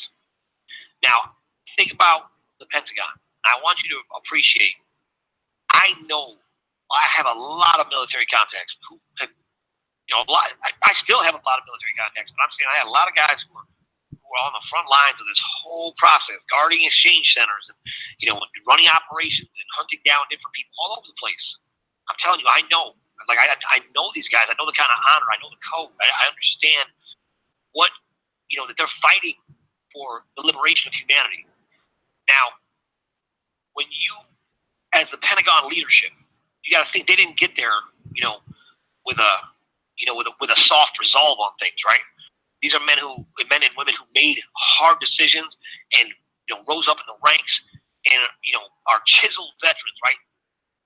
When those kind of men and women realize they have been completely deceived, that they have been working against the very country they love, when they find out they've been, and I'm saying they just had this revelation, that they realize we have been on the wrong side of this conflict. We have been doing the wrong thing. And in reality, now, Pentagon, cover your ears for a minute. But in reality, they were just as guilty of treason as a lot of these other ones, right? At the top levels. But that's the truth. But look what's happened. They came over to our side. So we're not going to talk about that, right? We don't even care. What we care about is, look, help us make it right, right? Help us make it right at this time. And that's what they're doing, by the way. They're working for us and really working for us, right? And so they're working for us, but I want all of those who are resisting out there in the world in whatever way you're resisting, I want you to consider, what do you think it would be like to take, the hundreds of thousands of armed forces who aren't doing this as mercenaries, but they're doing it for the code, for the honor, for the position, for what they believe to be the right thing. They've been all over the world fighting for freedom, doing things they don't agree with, but because they believed it was for the greater good, they were willing participants. What do you think is going to happen to the first people who they come into contact with, who refused to help, who allowed all these people to die, who knew we had solutions, and they let 16,000 kids die every day from starvation on a planet that there's so much extra food. It's obscene how much food we can have. There would never be a shortage. There should 70% of the planet's water, and there's no way we should ever be wanting for water. We can desalinate the water. No one should lack for water. What do you think the reaction is going to be from these now listen, these men come back and women come back, and I know I just spoke to a woman about this, a veteran who's dealing with all types of, struggles post, following her service, and she said they have to register because they're a weapon, because they're trained on how to kill people, right? I mean, I'm just saying that's part of their training. It's not a positive or negative. It's just known among the military forces. They all know that, right? They're trained on how to do this, right? Now, these men and women right now are waking up to brand new orders, and from the top down, having the revelation that they have been duped and working for the very thing they're fighting against. Now, if you are resisting to this day, to this moment, right now, you're still resisting, I want you to really consider what you're doing. Because at some point in the very near future, there's a very high probability that you are going to run into that tank. You're going to run into that like a freight train. Because when they start realizing when the masses of the military start to realize what has happened, how they've been deceived, and what they've been tricked into doing, believe me, the flashes of the pain and the things that they have been through, they've had to participate in, thinking they were doing good, is going to haunt them, and they're going to have to let it go on some level. It wasn't their fault, by the way. But so just think, if you're resisting, that's what you're up against, and that is the most feared, most powerful military force in the history of mankind that we know about it is. So I don't know who you're standing with, but I can also tell you, if they've wowed you with their galactic weaponry, and their whatever it is they have, I can also tell you that the real weapons, the most deadly weapons, the things that really do damage, the Galactics made the toys they gave, the humans, to make them look powerful, that they're nothing compared to the real weapons. Nothing. And those real weapons, again, they're on our side too. There's a whole council of those beings that work underneath the Earth Commander, which, by the way, that's Kim too. And they've all accepted her leadership and respected. Those weapons, they're available too. So if you think, oh, you're not worried about the military because you've got these galactic weaponry backing you up, no, you don't. No, you don't. So anything you have that you think is so powerful, you are making a decision on your own. Choose wisely. Choose carefully. Choose to be human. Because it's not just you that'll be affected. It'll be your kids and generations to come. It'll be terrible. So that is my plea to you as another human being to make better decisions and do it tonight. Do it tonight. Allow those things to clear right now, because I guarantee you, when they talk about the storm being upon you, I don't know what they're talking about in alternative media, the Q world. But when I say the storm is upon you, I'm telling you, I know what I'm talking about, and you can't handle it. It's not the legal storm of eventually we're going to do something in a court of law kind of storm. It's the you can kiss your butt goodbye kind of storm today. So, sorry, Dan, I just had to make sure we got all those pieces out. Oh, yeah, no based problem. On the audience. No, this is the point, right? We're trying to draw attention to the things that should be obvious to the people. That ship has sunk. The people are swimming around, It's not that it's going down. It's already, the Fed is not able to do anything. I do find it interesting that, they put up two people to go onto the Fed board, right? Herman Cain and the other guy. I like Herman Cain. But now Herman Cain's not going to be in the running. So, they're electing them to the board, but are they really? There's still something that's there. They just have no access, no ability to do anything. It's just kind of a figurehead position, part of a show. And it wouldn't surprise me if, I have I have proposed this several times. Like, just the other day, I asked him for the charter and the license for the Federal Reserve. I asked her to give it to us because, I'm not sure exactly what they do, but I'll tell you what, I can guarantee that with absolutely no banking experience, I could do a better job tomorrow. Matter of fact, I would almost put anyone, except for them, could do a better job. Well, it's okay. Because we've got a team already. No problem. We can bring in the talent. Yeah, I know. So I'm not worried about that in the least. Just we wouldn't be doing things the same old way. It would be quite different. Yeah, because think about this. Think about the same old way, right? You have countries on the verge of economic collapse. You have banks that are completely insolvent. They cannot pay their debts. They cannot do it. They don't have the money to pay. You're a bank. Who are you in debt to? Right? It's just everything they've done. We're going to implement the George Costanza method on everything the banks have done. Whatever they did, we'll do the exact opposite. We'll be fine. Yeah. Because everything they did. What your sole job is to manage money, right? Like, matter of fact, your job is supposed to be like to keep our money. Like, here, I'm going to put my money in your vault and keep it safe. And when I need it, I'm going to ask for it back. That's your job. Right? That's your job. So what happened? They're not good at their job, obviously. Their it's job like the is FinCEN, right? It's the mirror. It's like what we think their job should be is not what they do, right? They do the opposite of what we think their job is.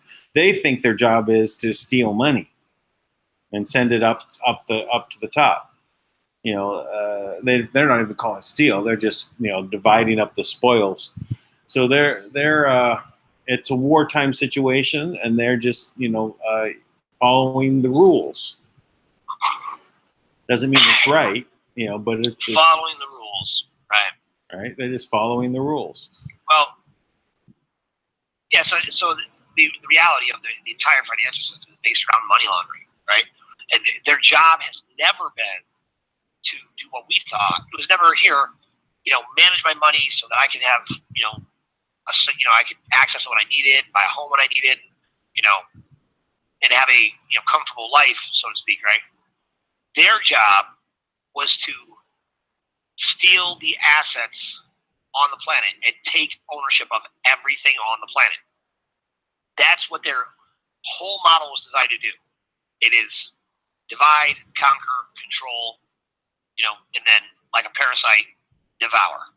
Give away to off planetary beings who wanted to take the assets of this planet, and that's what it's always been. So when I've heard you describe create change, I was thinking that's exactly what a bank should have always been. Yes, I agree. Right?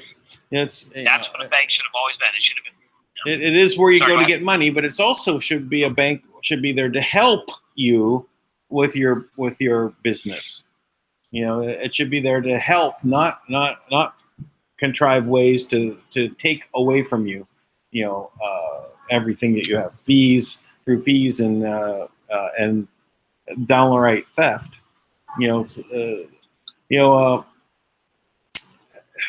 Well, no matter which way we go, and we're looking at who's should we be coming together against, it's been the banks. There's the levels above that. but the visible layers, that we have, you can point at any company, but behind a company there's banks. You point at any government, but behind the governments are banks. You point at everything that is wrong. The bank is somewhere behind, funding both sides of an issue, or every angle of an issue. Yep. So the banks are the problem. They shouldn't exist as they are today. They're not the ones that know how to run money for the benefit of everyone. They only know how to run money for the benefit of them and the ones above them. So, That's right. anyway. And so I now to that point though, I am not about opposing anybody. I'm about standing up for the people. The decision is obvious to every single human being in that moment. But most of us, we think we're powerless to do anything because this is going to happen and that's going to happen. Now I'm telling you, I know this. I have been in situations where I knew what was on the line. I knew who could get hurt, not just myself, but those I love the most. But what good does it do if we don't have a world worth living in to even protect the people that we love? What good does it do if my children become slaves? If they're going to be killed by some random new disease they create? If they're going to be dumbed down and told that they're nothing? What good does it do? Who wants to live in it? That is its own hell. Right? So, in my opinion, it's definitely worth fighting for. It's definitely worth standing up for. Right? And I am not afraid of them in the slightest. They are a pack of cowards. They are, and all of you out there tonight, and somewhere, I know somebody's going to get to you. I know you will hear what I'm saying to you now. If you are still resisting this, you are standing up for the devil. You are standing up for the death of your own children. You are standing up for genocide, slavery. That's not what you want to stand for. But I'll tell you what, if you want to keep standing that way, I will make sure everybody knows exactly what you stand for. I'll make it my life's work to make sure that every one of you, that everyone will know what you stood for, what you stood against, the liberation of humanity.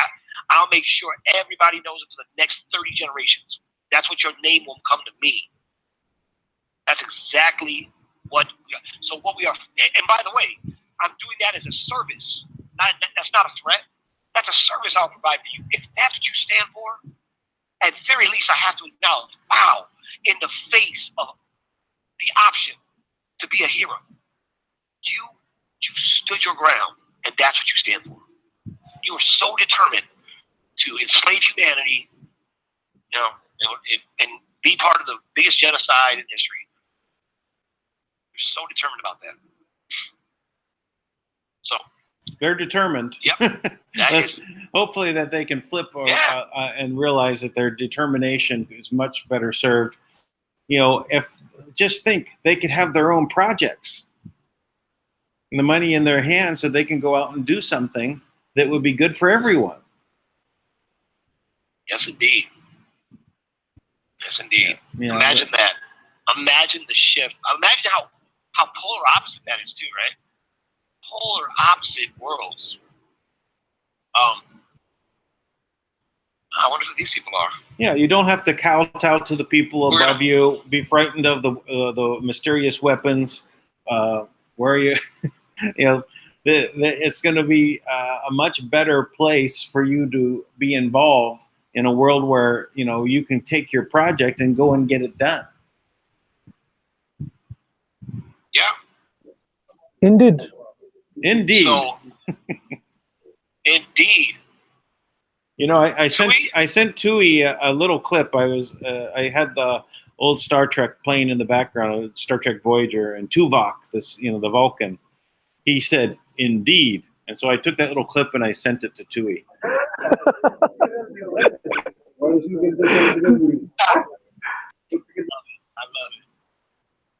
love it.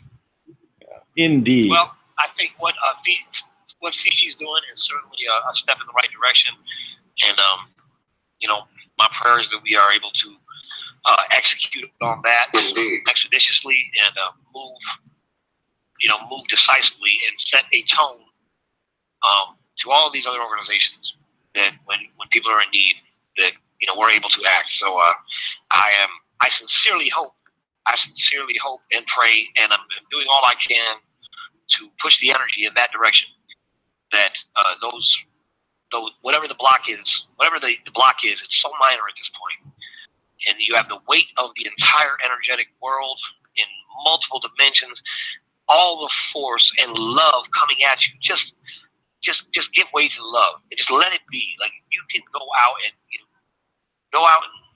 and find something that you love to do, and your family will be safe. Everybody, and the world could be a better place if we just take care of each other.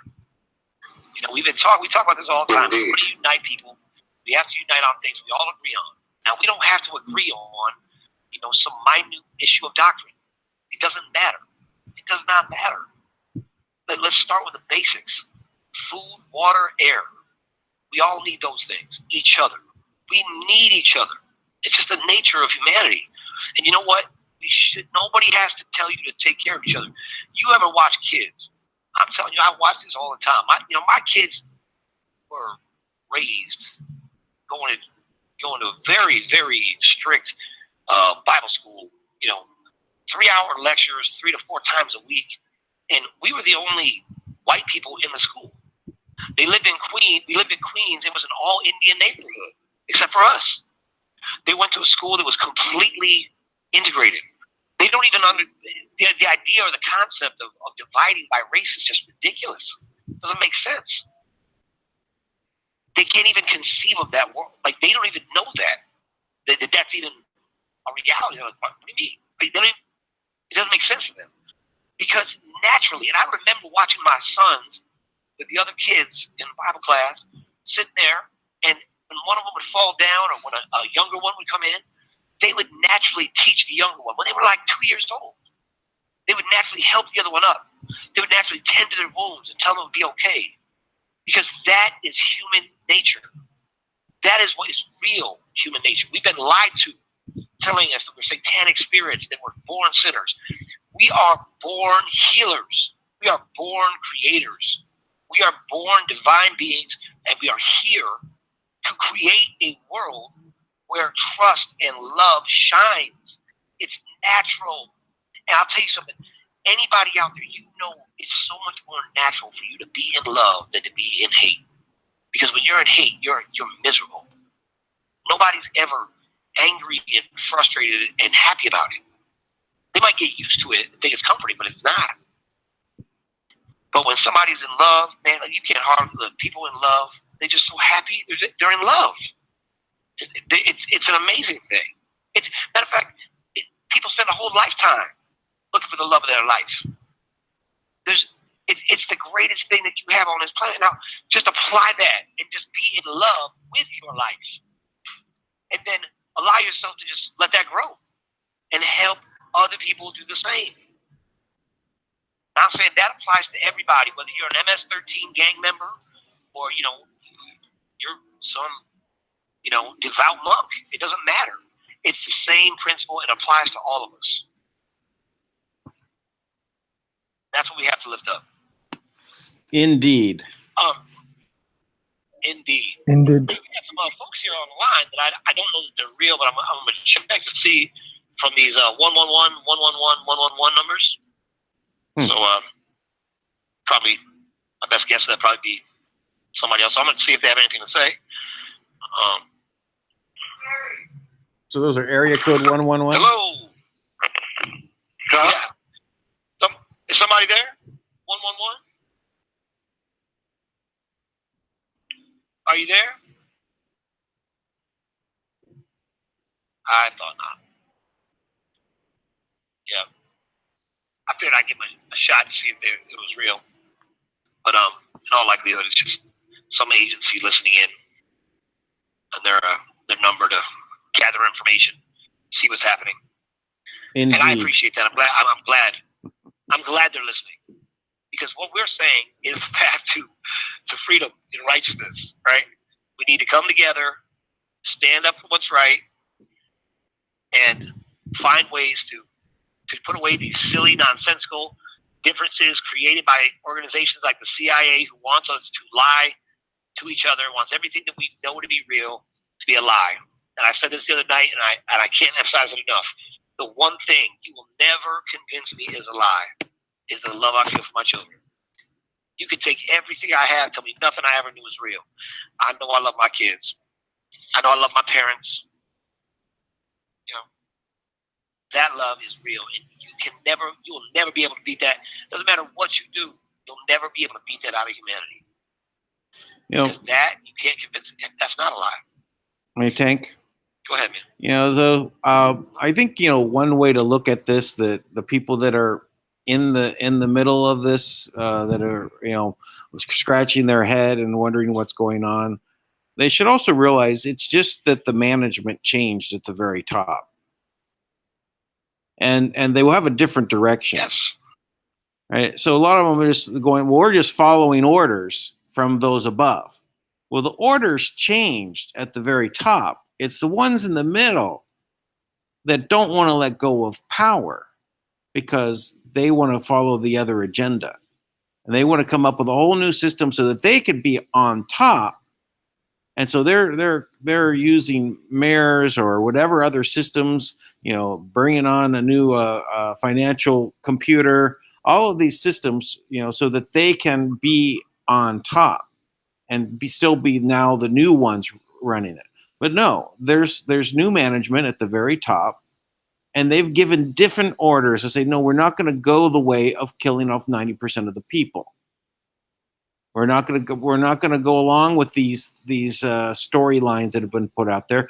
We're doing something different. All right. And so they just need to wake up and say, you want to continue to follow orders, fine, but take it from the top, not from the ones that are rebelling against it because they want to be the new bosses. And those guys aren't good bosses, right? They've been horrible bosses. When they say you're fired, they might set you on fire. So let's pick the side that's going to be a little bit more, you know, human. You know, since that's what we're really talking about here. We're talking about people that are on Earth, the humans, and that we want to stand on our own, and we want to make a new system that's human. I'm refraining from saying the word humane or humanitarian, but you know, I know it's tough, right? Yeah, you know, that's what these words mean. You know, we always have to play these word games. So, you know, so I'm just, you know, hoping that the people that are listening, that are standing away, just, you know, bow out, don't answer the burner phone, you know, drop it in your big gulp from 7-Eleven. Oops. Hey, you know, thank you, thank you, Dan. I know you guys are talking about basically simply talking about what is actually happening on the planet, and you know, we are at this point where right now we're doing this right now, and we're actually ready for the accounts, and it's just for us here.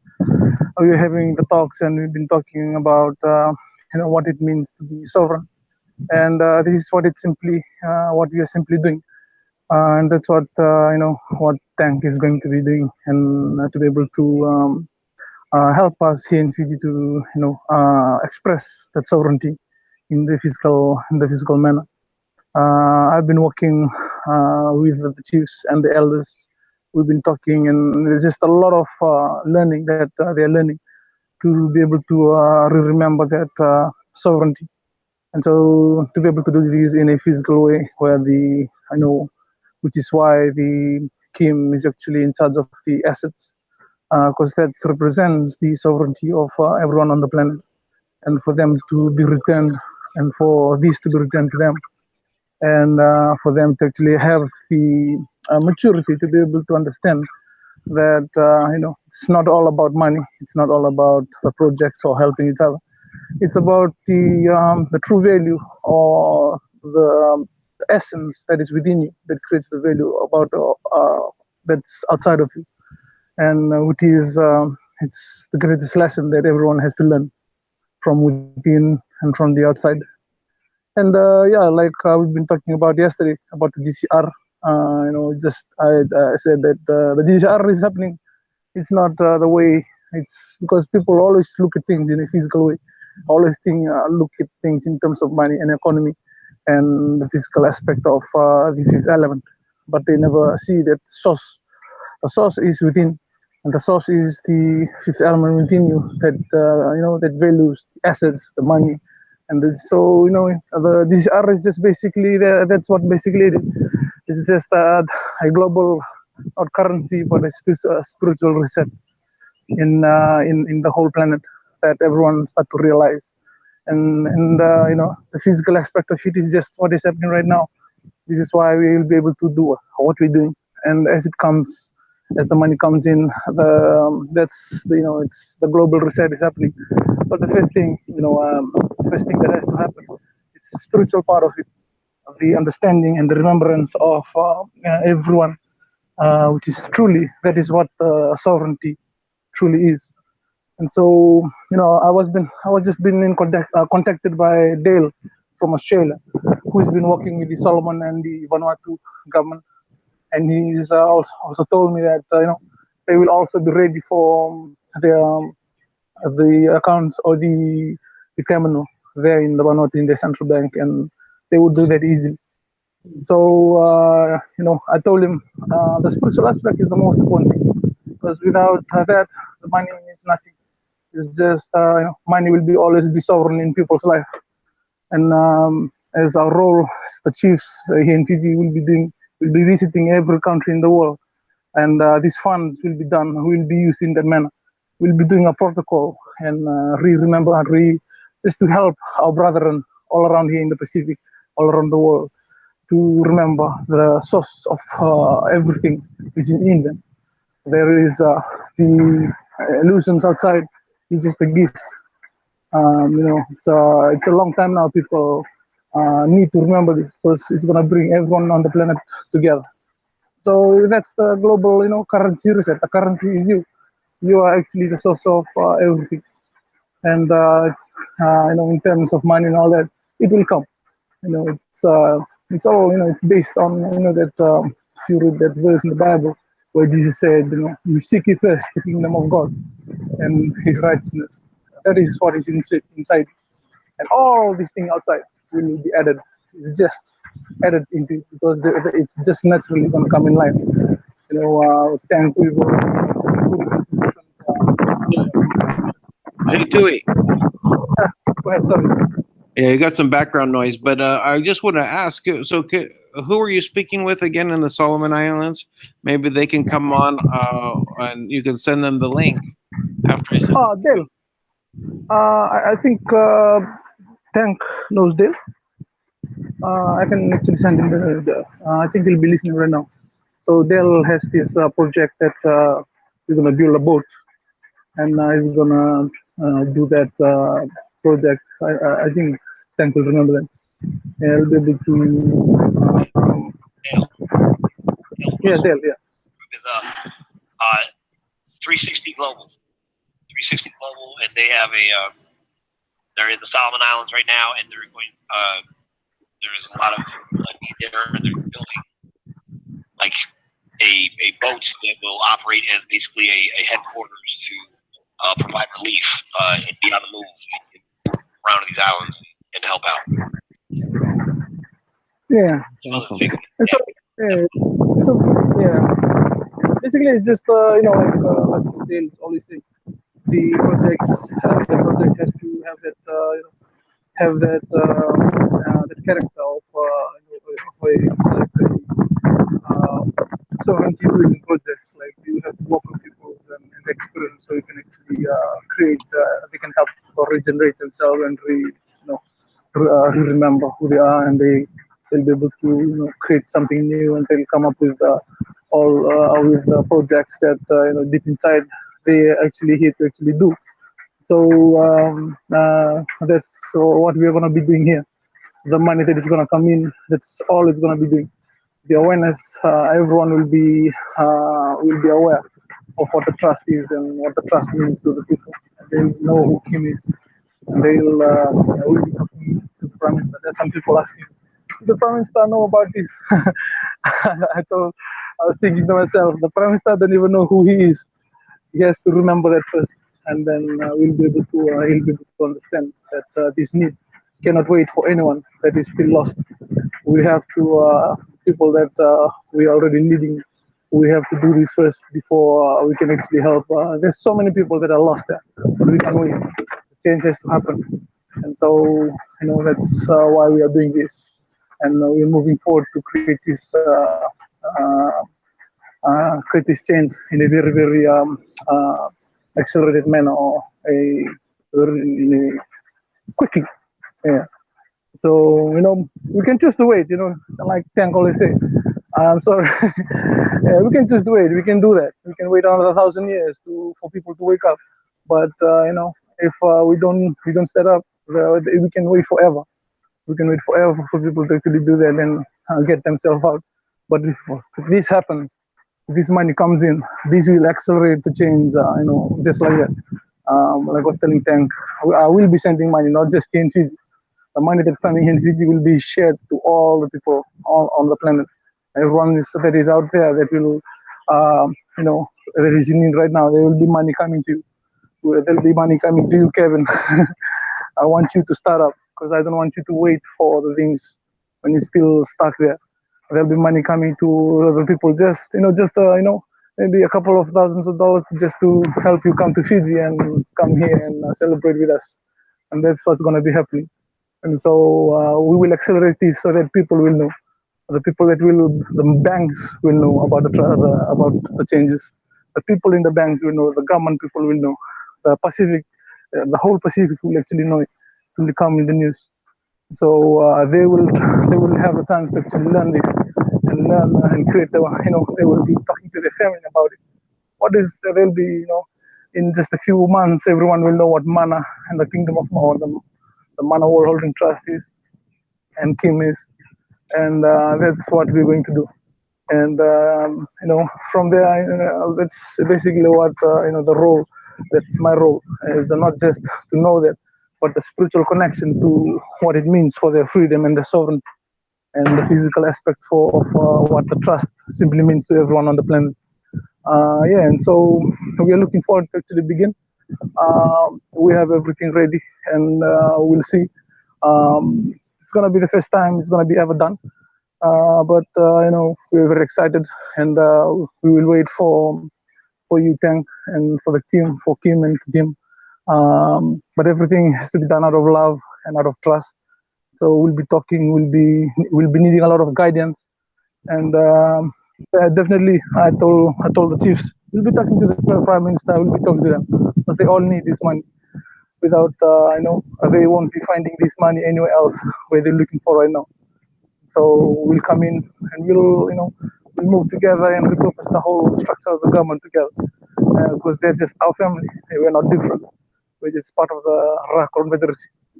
So, they have the same, we love our family, we love our children.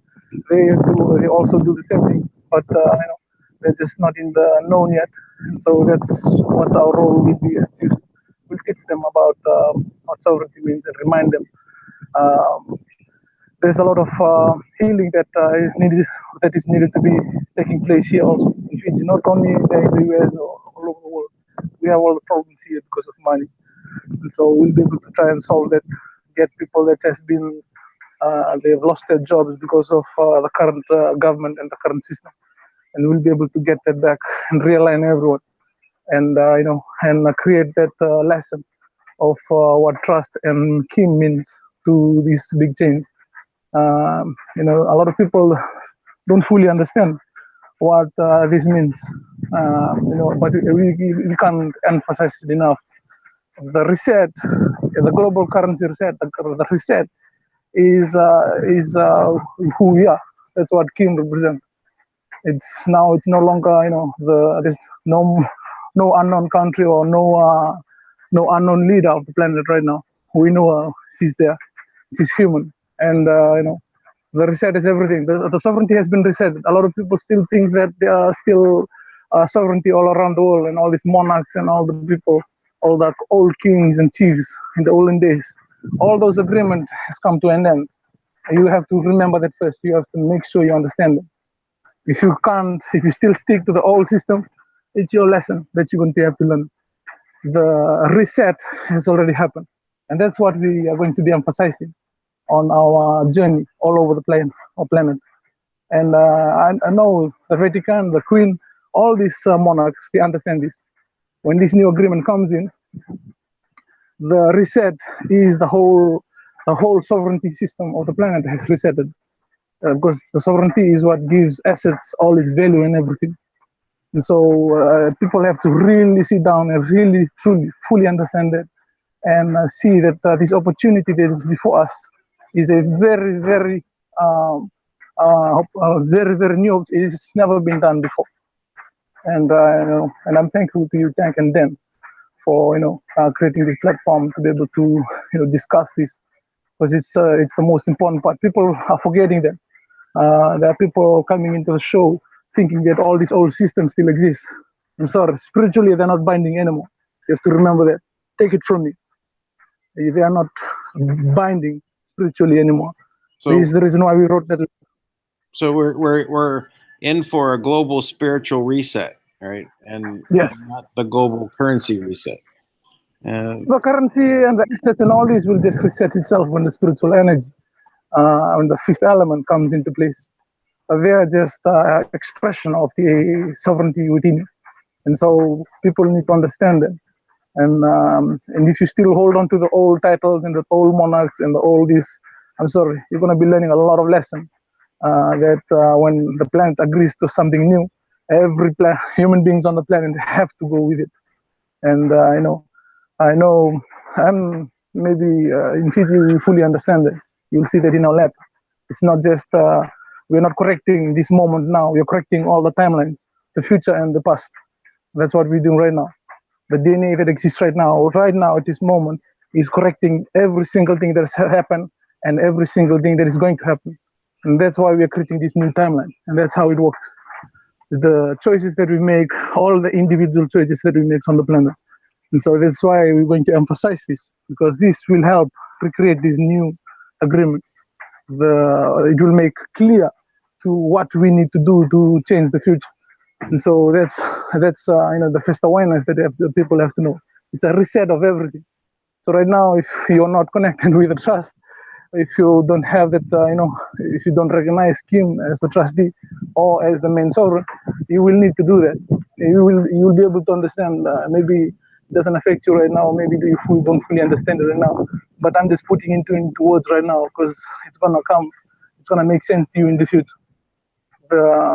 This is a spiritual agreement that the whole planet has agreed to. The problem is people don't understand it. They're still lost in the old three-dimensional illusions of the past. So if we focus on that a lot more, you'll be stuck there. And so we will wait for this money for the bank and for this to actually come in. Because it's not because we value money, no. It's because it's a symbol of what sovereignty is, and Kim fully understands this. That's why she's the only one that actually can give you, because she can fulfill what sovereignty means to you as a person, as a nation, as an individual, as a family, as a tribe, and as a nation, and to all the country. And so once we can do that together, everyone will do it together, or everyone in the country. That's what it's going to mean. But as my role, I will complete that awareness, so that the spiritual aspect of it is very important, and that it goes across to every mind on the planet. So so I said we're going to be doing that physically. We'll be meeting everyone, every native tribes, and we'll be going to the Solomon, to the Vanuatu, and then we'll walk with the king to actually, grant them what it means to be sovereign. We're going to do it here in Fiji. We're going to fulfill what it means to be sovereign. We're going to correct all the problems. There are some, a lot of countries that are here, they're infringing on the sovereignty of everyone in Fiji. We're going to do this. We're going to correct that, because we won't be sovereign if we can do that. We want to pay off all the debts that we have to all the banks, because with debt we are not sovereign. So Kim fully understand this, Tank fully understand it. So the sovereignty, we understand at different level and what it means in this different level. And so it's going to be our work to actually do that, and to help people that are still not in the known yet. And we'll work in a way that, the information, like I said, doesn't overload them. And or it doesn't, if it overloads them, and it will hurt them. And instead of trying to help, we'll just make everything worse. So we'll follow that process to progressively change the spiritual energy, the awareness and experience of everyone here, and not just here, and to everywhere we're going to. And so we are waiting on at this point. That's why we are not just excited. We fully understand what we are going to do and what our role is, and we're going to do that to the fullest, of our ability that we have here. So I'm thankful to you guys, to you, Tank, to you, Dan, to Kim, to the trust, to the people, the team. Thank you to all the create change. Thank you to everyone that's listening in on the show, wherever you may be. Thankful to Michelle, to Kevin. A lot of things that have been shared in the past few days, of all the experiences that you guys are going through in the US, and that's a responsibility of everyone there. And you'll be able to heal the place by with yourself. With our help, we'll be able to heal the planet together. And thank you to everyone that is here listening in. I look forward to actually creating this new future with all of you. Thank you. Well, thank you, Tui. And also, I express my gratitude for everyone that Tui mentioned. Thank you for Tui for bringing up everyone. It's good to recognize that we're all in this together, and we should realize that we're putting in our efforts, and we should thank one another for everything that we're doing towards this. Just again, small things help. Listening is great. Sharing the videos, sharing the links, subscribing, giving likes. These are all things to help. And thanks for all that you've been doing. So, I want to recap a little bit with because Tui's connection is not the best.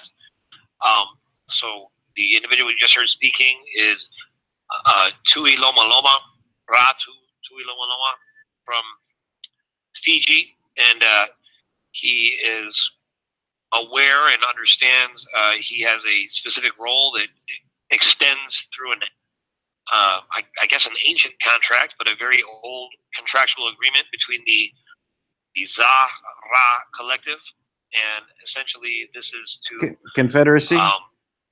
Based on the Confederacy, the Zahra Confederacy, and Kim Gogan, she represents the Zah, and Tui represents the masculine side, which is the Ra Confederacy, and the combination. There's been a long-standing agreement for humanity to take these assets that have been compiled by the previous comptroller, that Tui refers to as the White Throne, and is referred to in the international treaties as the King of Kings, the Great Dictator, or when it comes to the Federal Reserve, that was established, he's referred to as the Arbiter. And this was taken by military dictatorship. The world has been under global martial law for really thousands of years, to be honest, and essentially has taken the assets and registered them and taken control of them. And the role that Kim plays is to redistribute that wealth back to the governments and to the people. And we're doing that by way of projects to allow project funding to naturally create a supply and demand, increasing the natural innate value people have for their own work and self-worth, and essentially create new products and advance humanity to its real potential for us to remember who we are as a species, and to essentially become the proper caretakers, enabled to take care of the planet, take care of each other, and to value the individual diversity of each human experience. And part of what what Tui is talking about right now is Fiji is much different than it is here in the United States, where in Fiji he's just able to go and the chiefs there control the military, and they're able to just call up the government, speak to the prime minister, and talk to their version of the treasury and the financial departments and make arrangements. And they've been doing that with their experience, and I've been speaking to Kim to. I'm not sure exactly when that will. She'll be able to take action. What I know is that her focus has been bringing in these funds to the United States, because the United States is where the head of the deep state, the cabal, the order, the Illuminati, has been controlling the world, and so it's best to take them out first, so that the money can move safely around the planet. They are obviously connected in all walks of life, and people have been entranced and lied to, and they have a dumbed-down version, a oversimplified version of what humanity really is, what our history is. And Tui, he is very much a part of the uniting the tribes, the original tribes of the planet, bringing those people together and educating them. And what he's talking about is recognizing the sovereignty of the man, world, and trust, and and Kim as being the sole sovereign on the planet.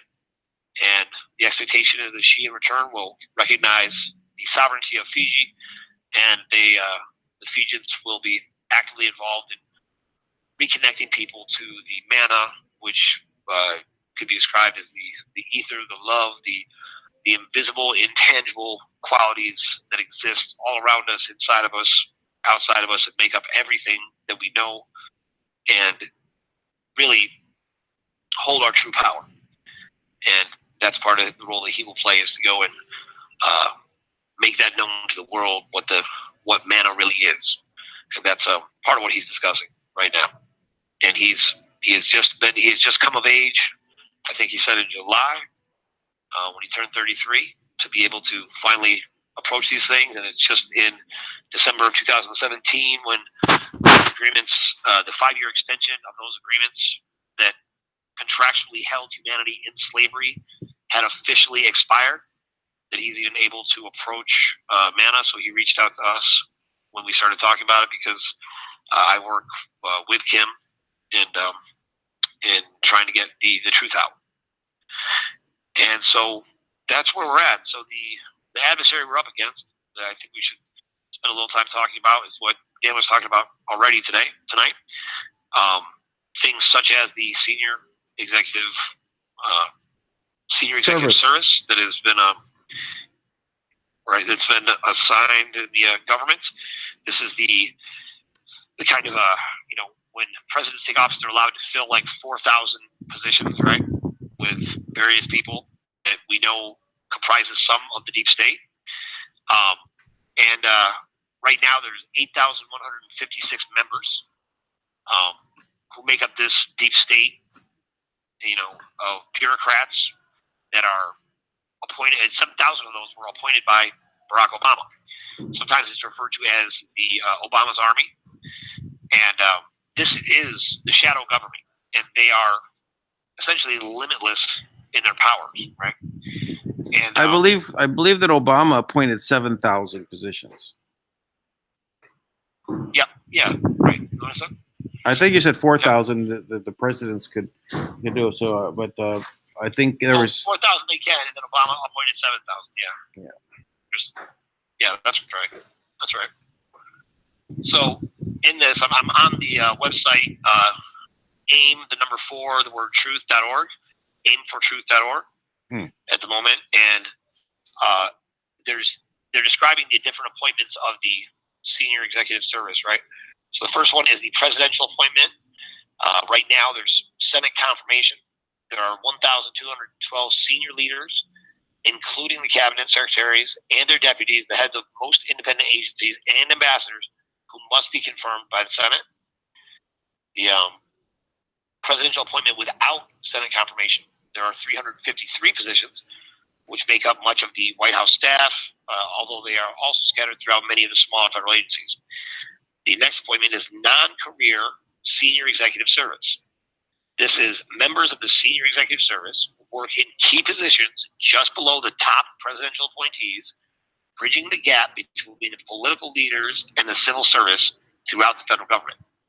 And then Schedule C appointments, there are roughly 1,400 of Schedule C appointees who are serving confidential or policy role. Well, I just wonder why there's a gap between the presidential appointees and the civil entities. So why is there a gap? There doesn't need to be a gap. We don't need those people in the gap. Yeah, well, yeah. It's a made up gap. It's a made up gap. So he says right beneath the senior appointees, right? So just beneath, let's say the Secretary of the Treasury, you have one of these senior executive staff members, right? Yeah, but you don't need them is the point. They are the handlers. Yeah, so you don't. Right, but what they are really is they're the ones really running the position. The same way correct. Dick Cheney was really the one who was running the presidency when President Bush, W. Bush was the president. That's the role they play, right? Yeah. And there's many more SES members than is actually reported, and they have very high clearance levels too, right? So they have access to very sensitive documents. So any one of these people, if they were on our side, they could help us clear these funds. By the way, that's how connected they actually are, and they're known to have the best salaries in the government because they have no real job. They basically do whatever they want. And so now, for the first time, President Trump is actually going after these SES members. So what we just discussed is that you have the actual clearance codes from the SES has been given. That authority has been given over to the Department of Defense. So as a witness to exactly what we've been talking about, is that finally the Pentagon is with us and they're on our side, and the security clearance that used to belong to the SES is now being given to the Department of Defense. So that is a massive shift in power, because if many may not know this, but there is a quantum system, a quantum mapping system that maps everything on the planet, that connects all of the computer systems, all the financial system, all the intelligence systems, all the banking, all the regulatory systems, everything on the planet. And that controls the master codes, the clearance codes for everyone, for every government on the planet. Now, these systems have all of the different individuals who work in these different agencies around the world. They've all been given the chance to cooperate. And I forget what it was. I want to say it was maybe somewhere in September. Kim finally created a virus that she described as a scorpion centipede, right? And this scorpion centipede virus, it gets smarter every time it's used. So what was happening is every time they would go to launch the global currency reset, they would try to hack the trust. So every single time we knew what was going to happen. They were going to try to hack the trust. That was going to fail. And when it failed, they were going to send assassins up to try to kill Kim, right? And this has been the methodology for all the time I've known Kim. This is what's happened.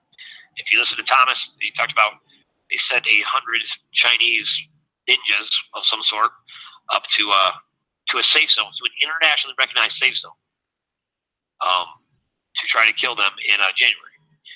So this is a common occurrence. It's known. So any mercenaries out there, just so you know, they've never been as successful. They've been sending assassins at her nonstop for the entire, year and a half that I've been working with her. They've constantly done this. None of them have ever been successful in killing her, and a majority of the time they come back in body bags. So now this has been the natural state. This is what, anybody right now who's held up in a bank who's still supporting this is what you're supporting. This one woman has taken every one of these agencies, and this scorpion centipede virus, what it would do is it would learn when they would try to hack, and if at some point when it tried to hack, what it would do is it would shut down the entire system that was trying to hack it. So the secret space program was shut down. When the CIA satellites went down, that was because of Kim. When all of these different things that have happened, they have been illegal. These private organizations, because they're not government organizations, right? Whenever they try to hack, they've all been shut down. And if you work for those organizations, you know what I'm saying is true. That you have limited access now. You can't even get into the things you used to. You don't have the clearance. All of those systems have been shut down. So every time they try to hack the trust, they get shut down. So now, you're at a point now where she just shut down the system for FinCEN, right? Because that's where all of these, set up allegedly to regulate and prevent, crimes, financial crimes, high financial crimes. But instead, what it was really doing was organizing financial crimes, hiding money for, the Clinton cartels, probably other factions of the Black Dragon families, right? And now what you have is now FinCEN is no more, right? Because that was one of the last holdups. So now all these different organizations have been moved out of the way. And now the SES itself, which was able to give out these, security clearances, that's why Steve Mnuchin, he's been fired twice as the treasurer. He hasn't had access to in the Department of the Treasury to get into the system. And so somewhere in the Rothschild syndicates, Dragon families, they gave him NATO level clearance, which is a 62 level clearance. Now the president, I think, is 23 or something like that, right? And they gave him the level 62 level clearance. Kim is 64. That's the highest on the planet. So she completely removed that clearance as well. So every time they try to go after her with something else, she just eliminates it. But she's given everybody every chance to do the right thing. So the senior executive staff I've known, and my team of lawyers, we've talked about it. Paul Yokoyama's always told me that this group, there was an actual petition on the White House website for a while for people to sign to get rid of the senior executive staff, right? Because this group, nobody knows who they are. They don't know what they do, right? And they hold these high-ranking positions, and they're in all walks of life. I mean, they're some of them are movie stars. They don't really play a role. They just get paid. So what I have proposed is the money should come in through the people, and then the people get to decide what the government pays for. So the government would then pay for organizations that are part of the government. Well, that's unique. That's unique. Have the people decide. Yes, absolutely. Because the government draws its power from the governed, right? So we get to decide who gets paid for. So what we would do is we would look at the Constitution and the Republic. We say what organizations are established that go according to constitutional law, and what organizations are completely in violation of constitutional law. And what they've done is they have taken UCC law and made it over the Constitution, right? Sorry, go ahead. No, I was just saying that it seems like that's the reason why Fiji has power, or the people in Fiji have power, because the chiefs are over the military. So they can actually say, okay, enough of this craziness. Let's change you guys out. We need to do something differently. Right? But if the people had control over the money and allowed it to pay the people in the government, there would be a lot of say going with who had the money. That's right. Yeah. And now is this is a window that we get to do this. So again, everybody in those positions, you have a window right now, because UCC laws, UCC codes, right, statutory laws, all of these, universal contract codes, right, they're all expired. So humanity right now has the option to opt in or opt out of that system. And I am telling you, as for me, in my house, we opt out. We will not contract with you. We don't want anything to do with any of your contracts, all of them. Now, that's key to where we're at, right? Because that means that the overwhelming thrust of humanity, as we become aware of this, we can all reclaim our freedom, and then we get to define what that means. So, the SEF, but I'll tell you, the first organization, if I was the treasurer today and had the authority to represent the people today, if I had that authority today, with a vote or without, the first organization that would never get paid again is the SES. The IRS would be gone.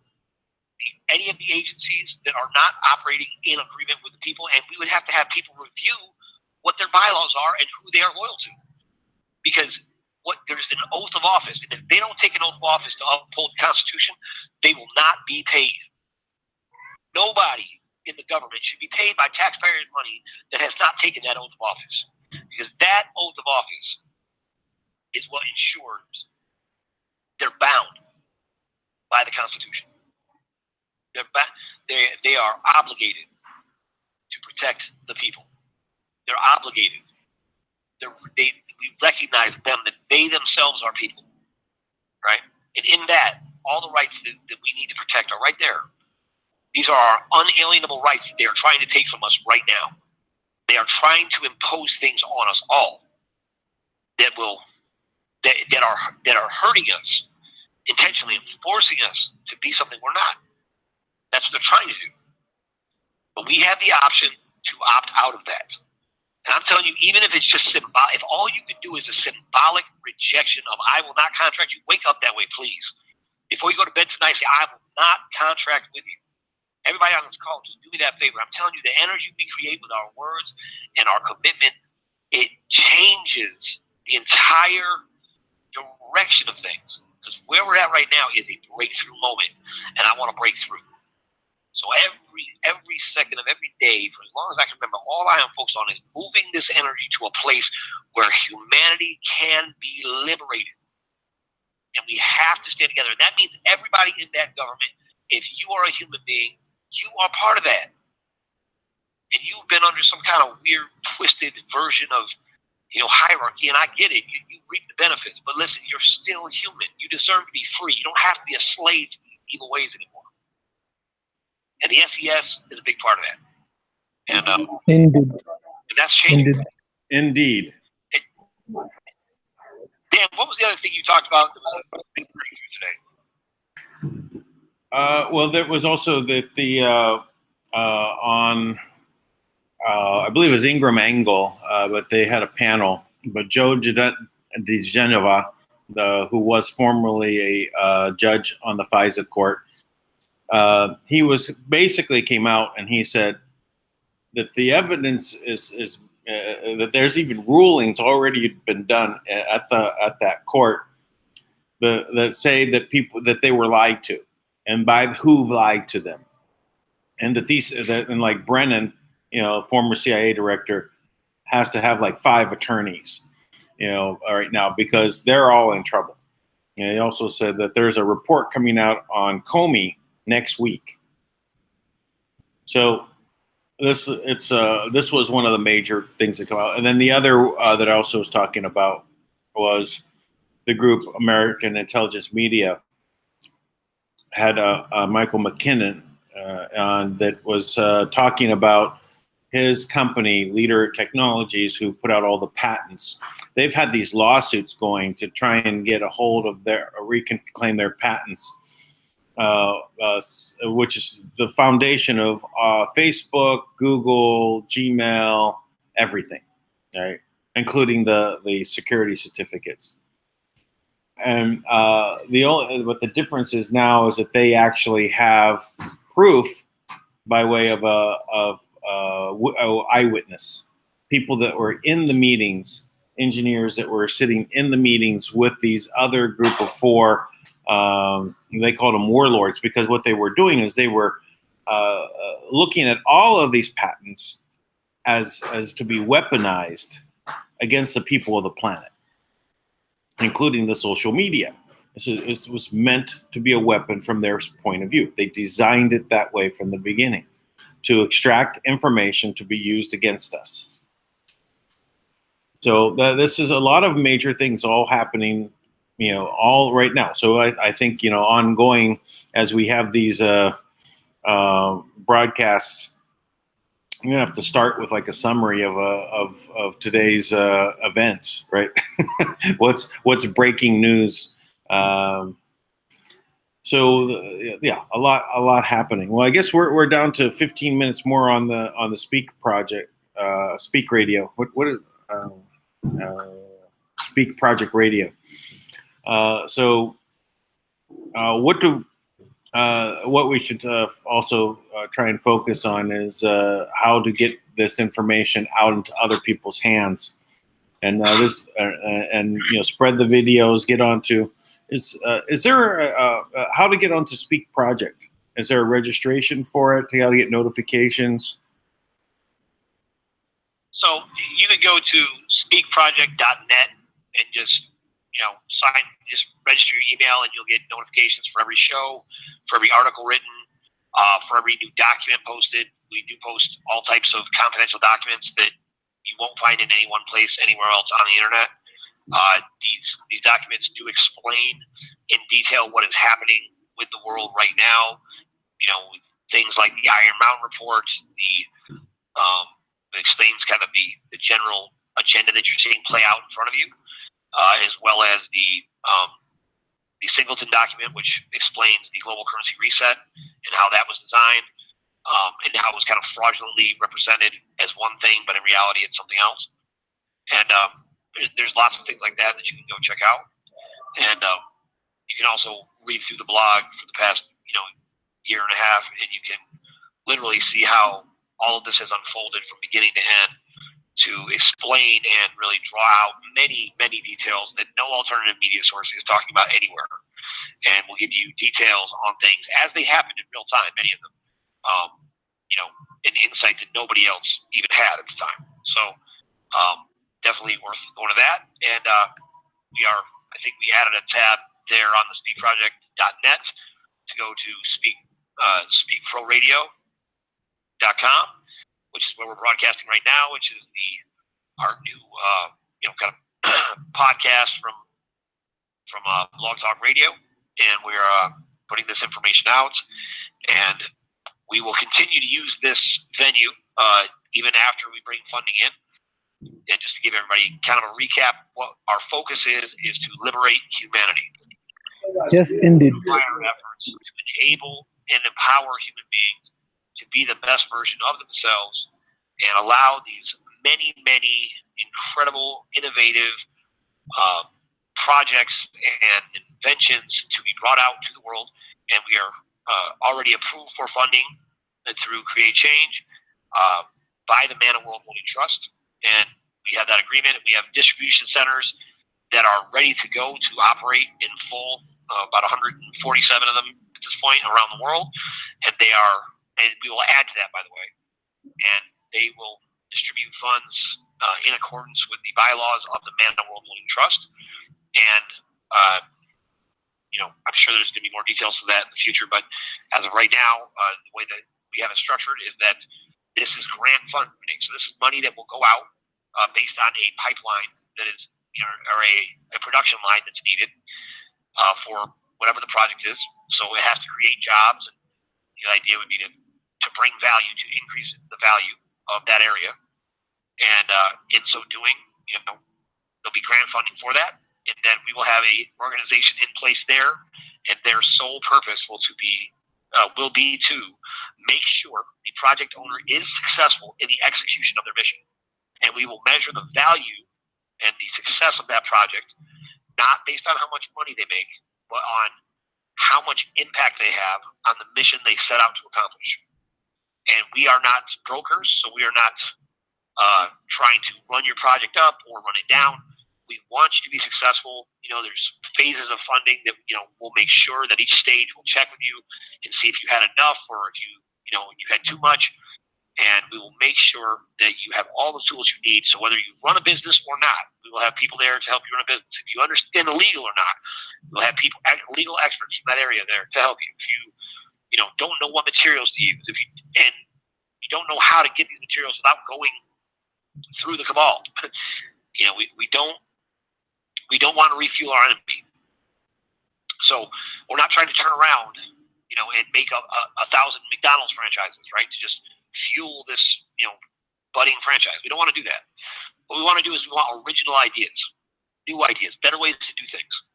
We want to make sure that we are putting things out that are helping people maintain optimal health and provide healing technologies in all these areas, and help aspiring business owners, have the right tools. All those things. That's the goal.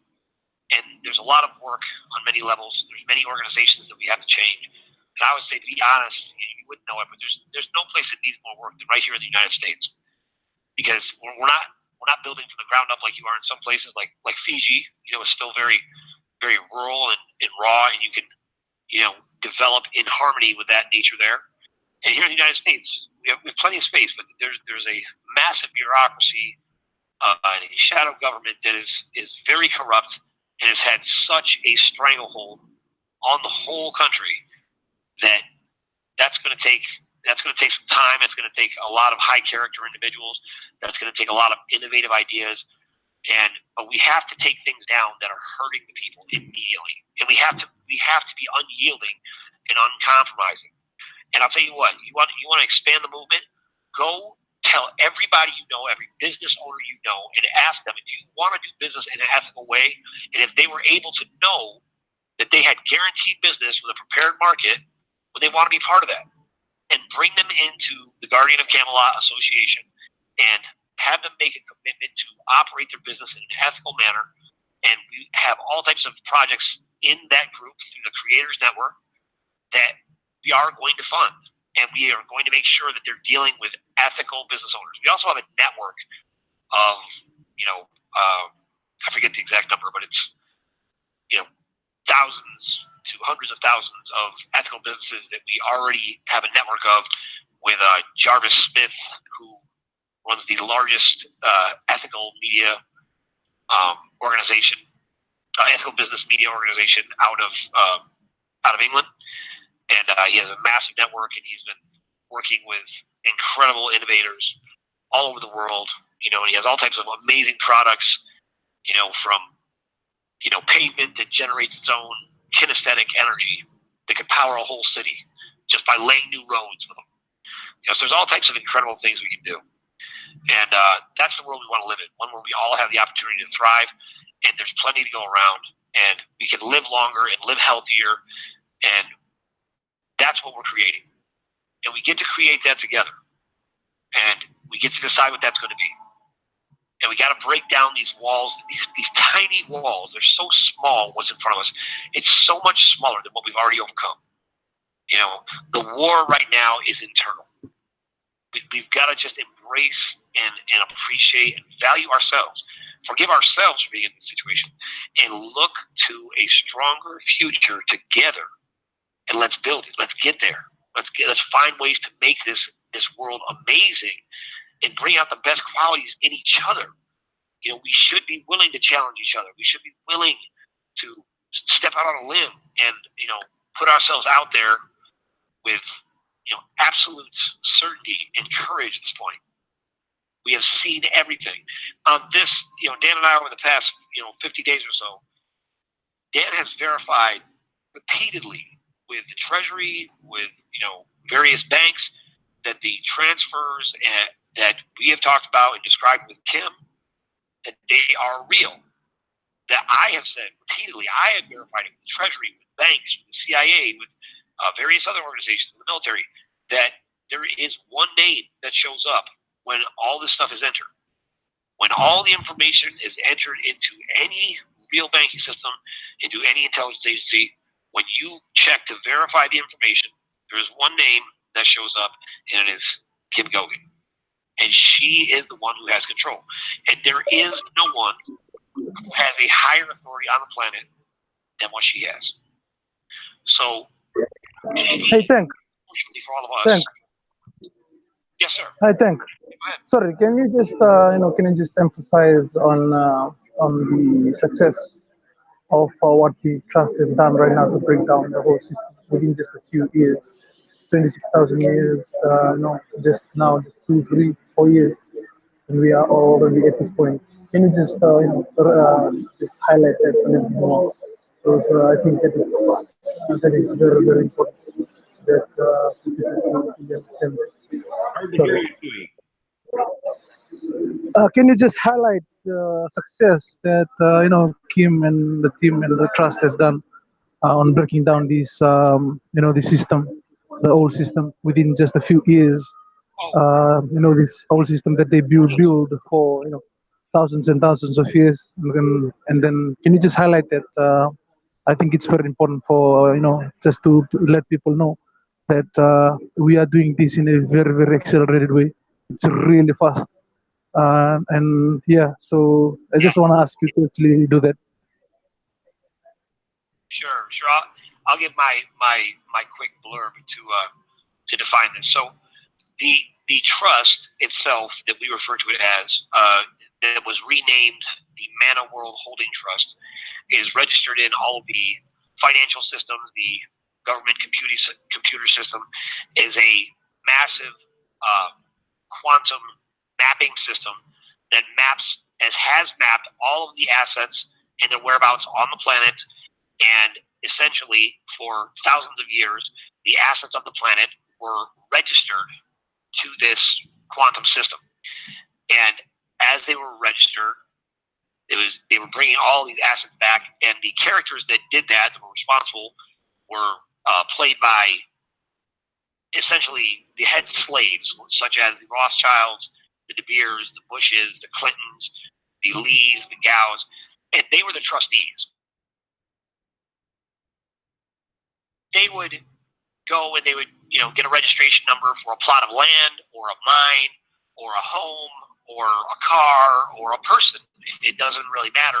They would register these things. They would take them. They would put them in the asset redemption program. That was the unknown country, or that trust. These are all the same thing.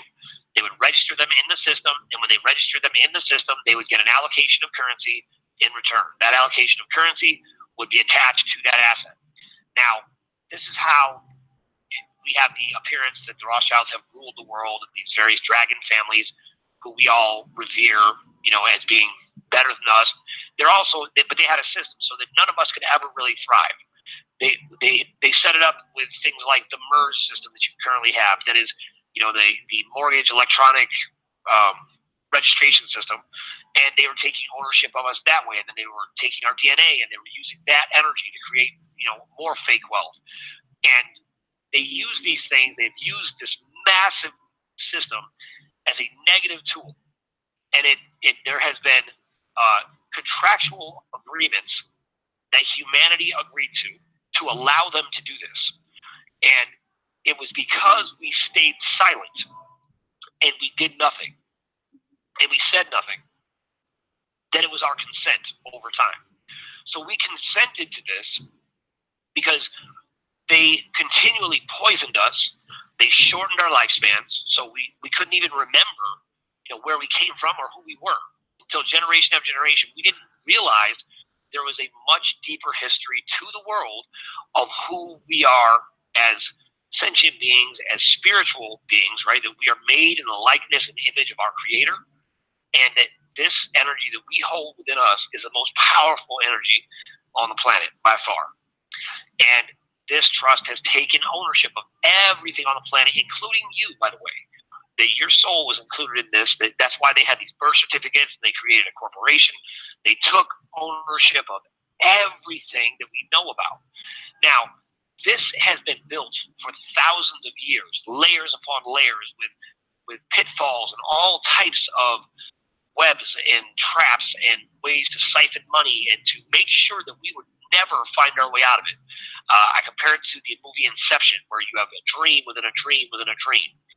And you see it witnessed right in front of you every day, and it's so powerful that we just don't even realize it's real.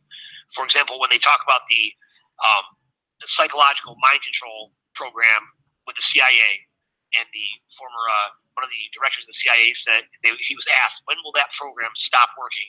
And he said, when everything that everyone believes is a lie, then we'll stop. And essentially, that's kind of where we're at. Everything we believe to be, and we hold on to be true, is not real. It's not true. So much of it is not true, or there's elements of it that are true, but not in the right context even. So it's constantly perverted, and our world has been completely controlled in this way.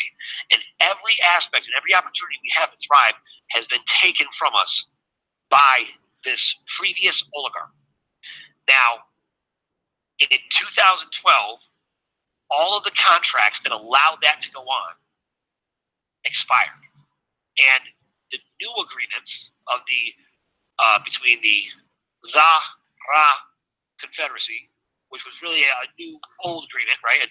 What I'll call an ancient agreement for humanity to take its rightful place as the caretakers responsible for the planet. That went into effect when the current trustee, who was identified by having the most human DNA of any individual on the planet. And she was identified and recognized by church and state, identified through various DNA testing, identified through facial recognition programming, and she has 99.8% bioidentical DNA to the original humans on the planet, the mitochondrion Eve. And this is scientifically proven, and she's had, dozens of these tests taken to prove it. She is the only one whose DNA will access the quantum system, and all of the assets on the planet were registered to the system in 2007. And from that point, she's been the only one who could bring money down into the world. Now, the agreement was in 2012 that their chance to create a one world government had expired, so they had 5 years. That was December 23rd in 2012 to December 23rd in 2017 to redistribute that wealth back to the people and back to the countries and put it in position to disseminate that wealth back to the people. And they did not do it. They failed. They did not honor their agreement. So now Kim has been aggressively working to bypass their system, to shut down their fake system, their enslavement system. She has taken down every corrupt organization. She has completely rebuilt the financial system. She has completely isolated and shut off and rejected the charter and the license for the Federal Reserve. Anything that you know about in all the alternative media, almost everything you could think of, the secret space program has been shut down.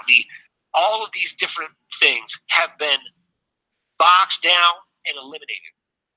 And the entire order at the very top, the M1 level, all of them, everyone at that top level, you wouldn't even know they existed, but many people worship them as gods. All of them, they're all dead. And they all died the same day. And there's only one left, and that's Kim. And that's where we're at now. She has overcome impossible odds, and here's the option she had. She had the option to take humanity and make her own planet and start over and leave all of us to die. And she is the one who said, I choose humanity over all others. So she could have been fine, but she stood to fight for all of us. And I hate when people use this quality against her. But people will say this kind of thing. They'll say, well, what does she know? She's living, in poverty up there.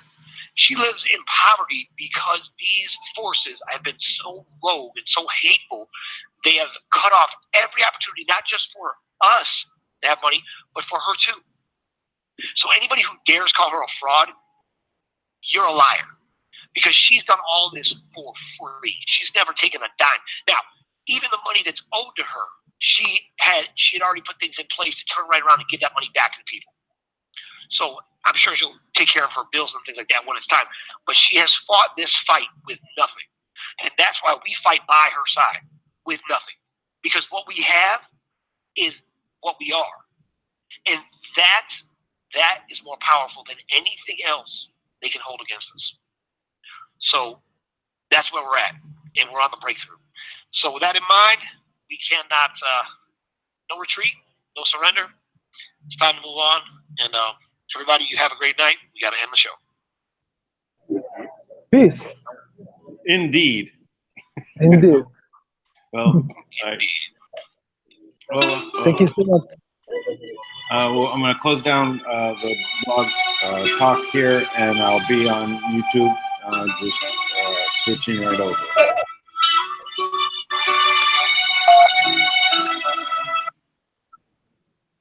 There we go. Let's see. Get back over to the other screen. This was on the Obama. So I had a couple more Q posts. I was just looking. I was going to bring it up during the last minutes there, but there wasn't really enough time. But I was just looking at what this last QAnon post, 3325. Why did Obama assign Renegade as his U.S. Secret Service code name?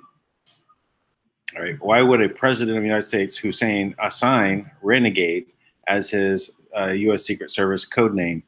Define renegade. Noun, A person who desires and a person who deserts and betrays an organization, country, or set of principles.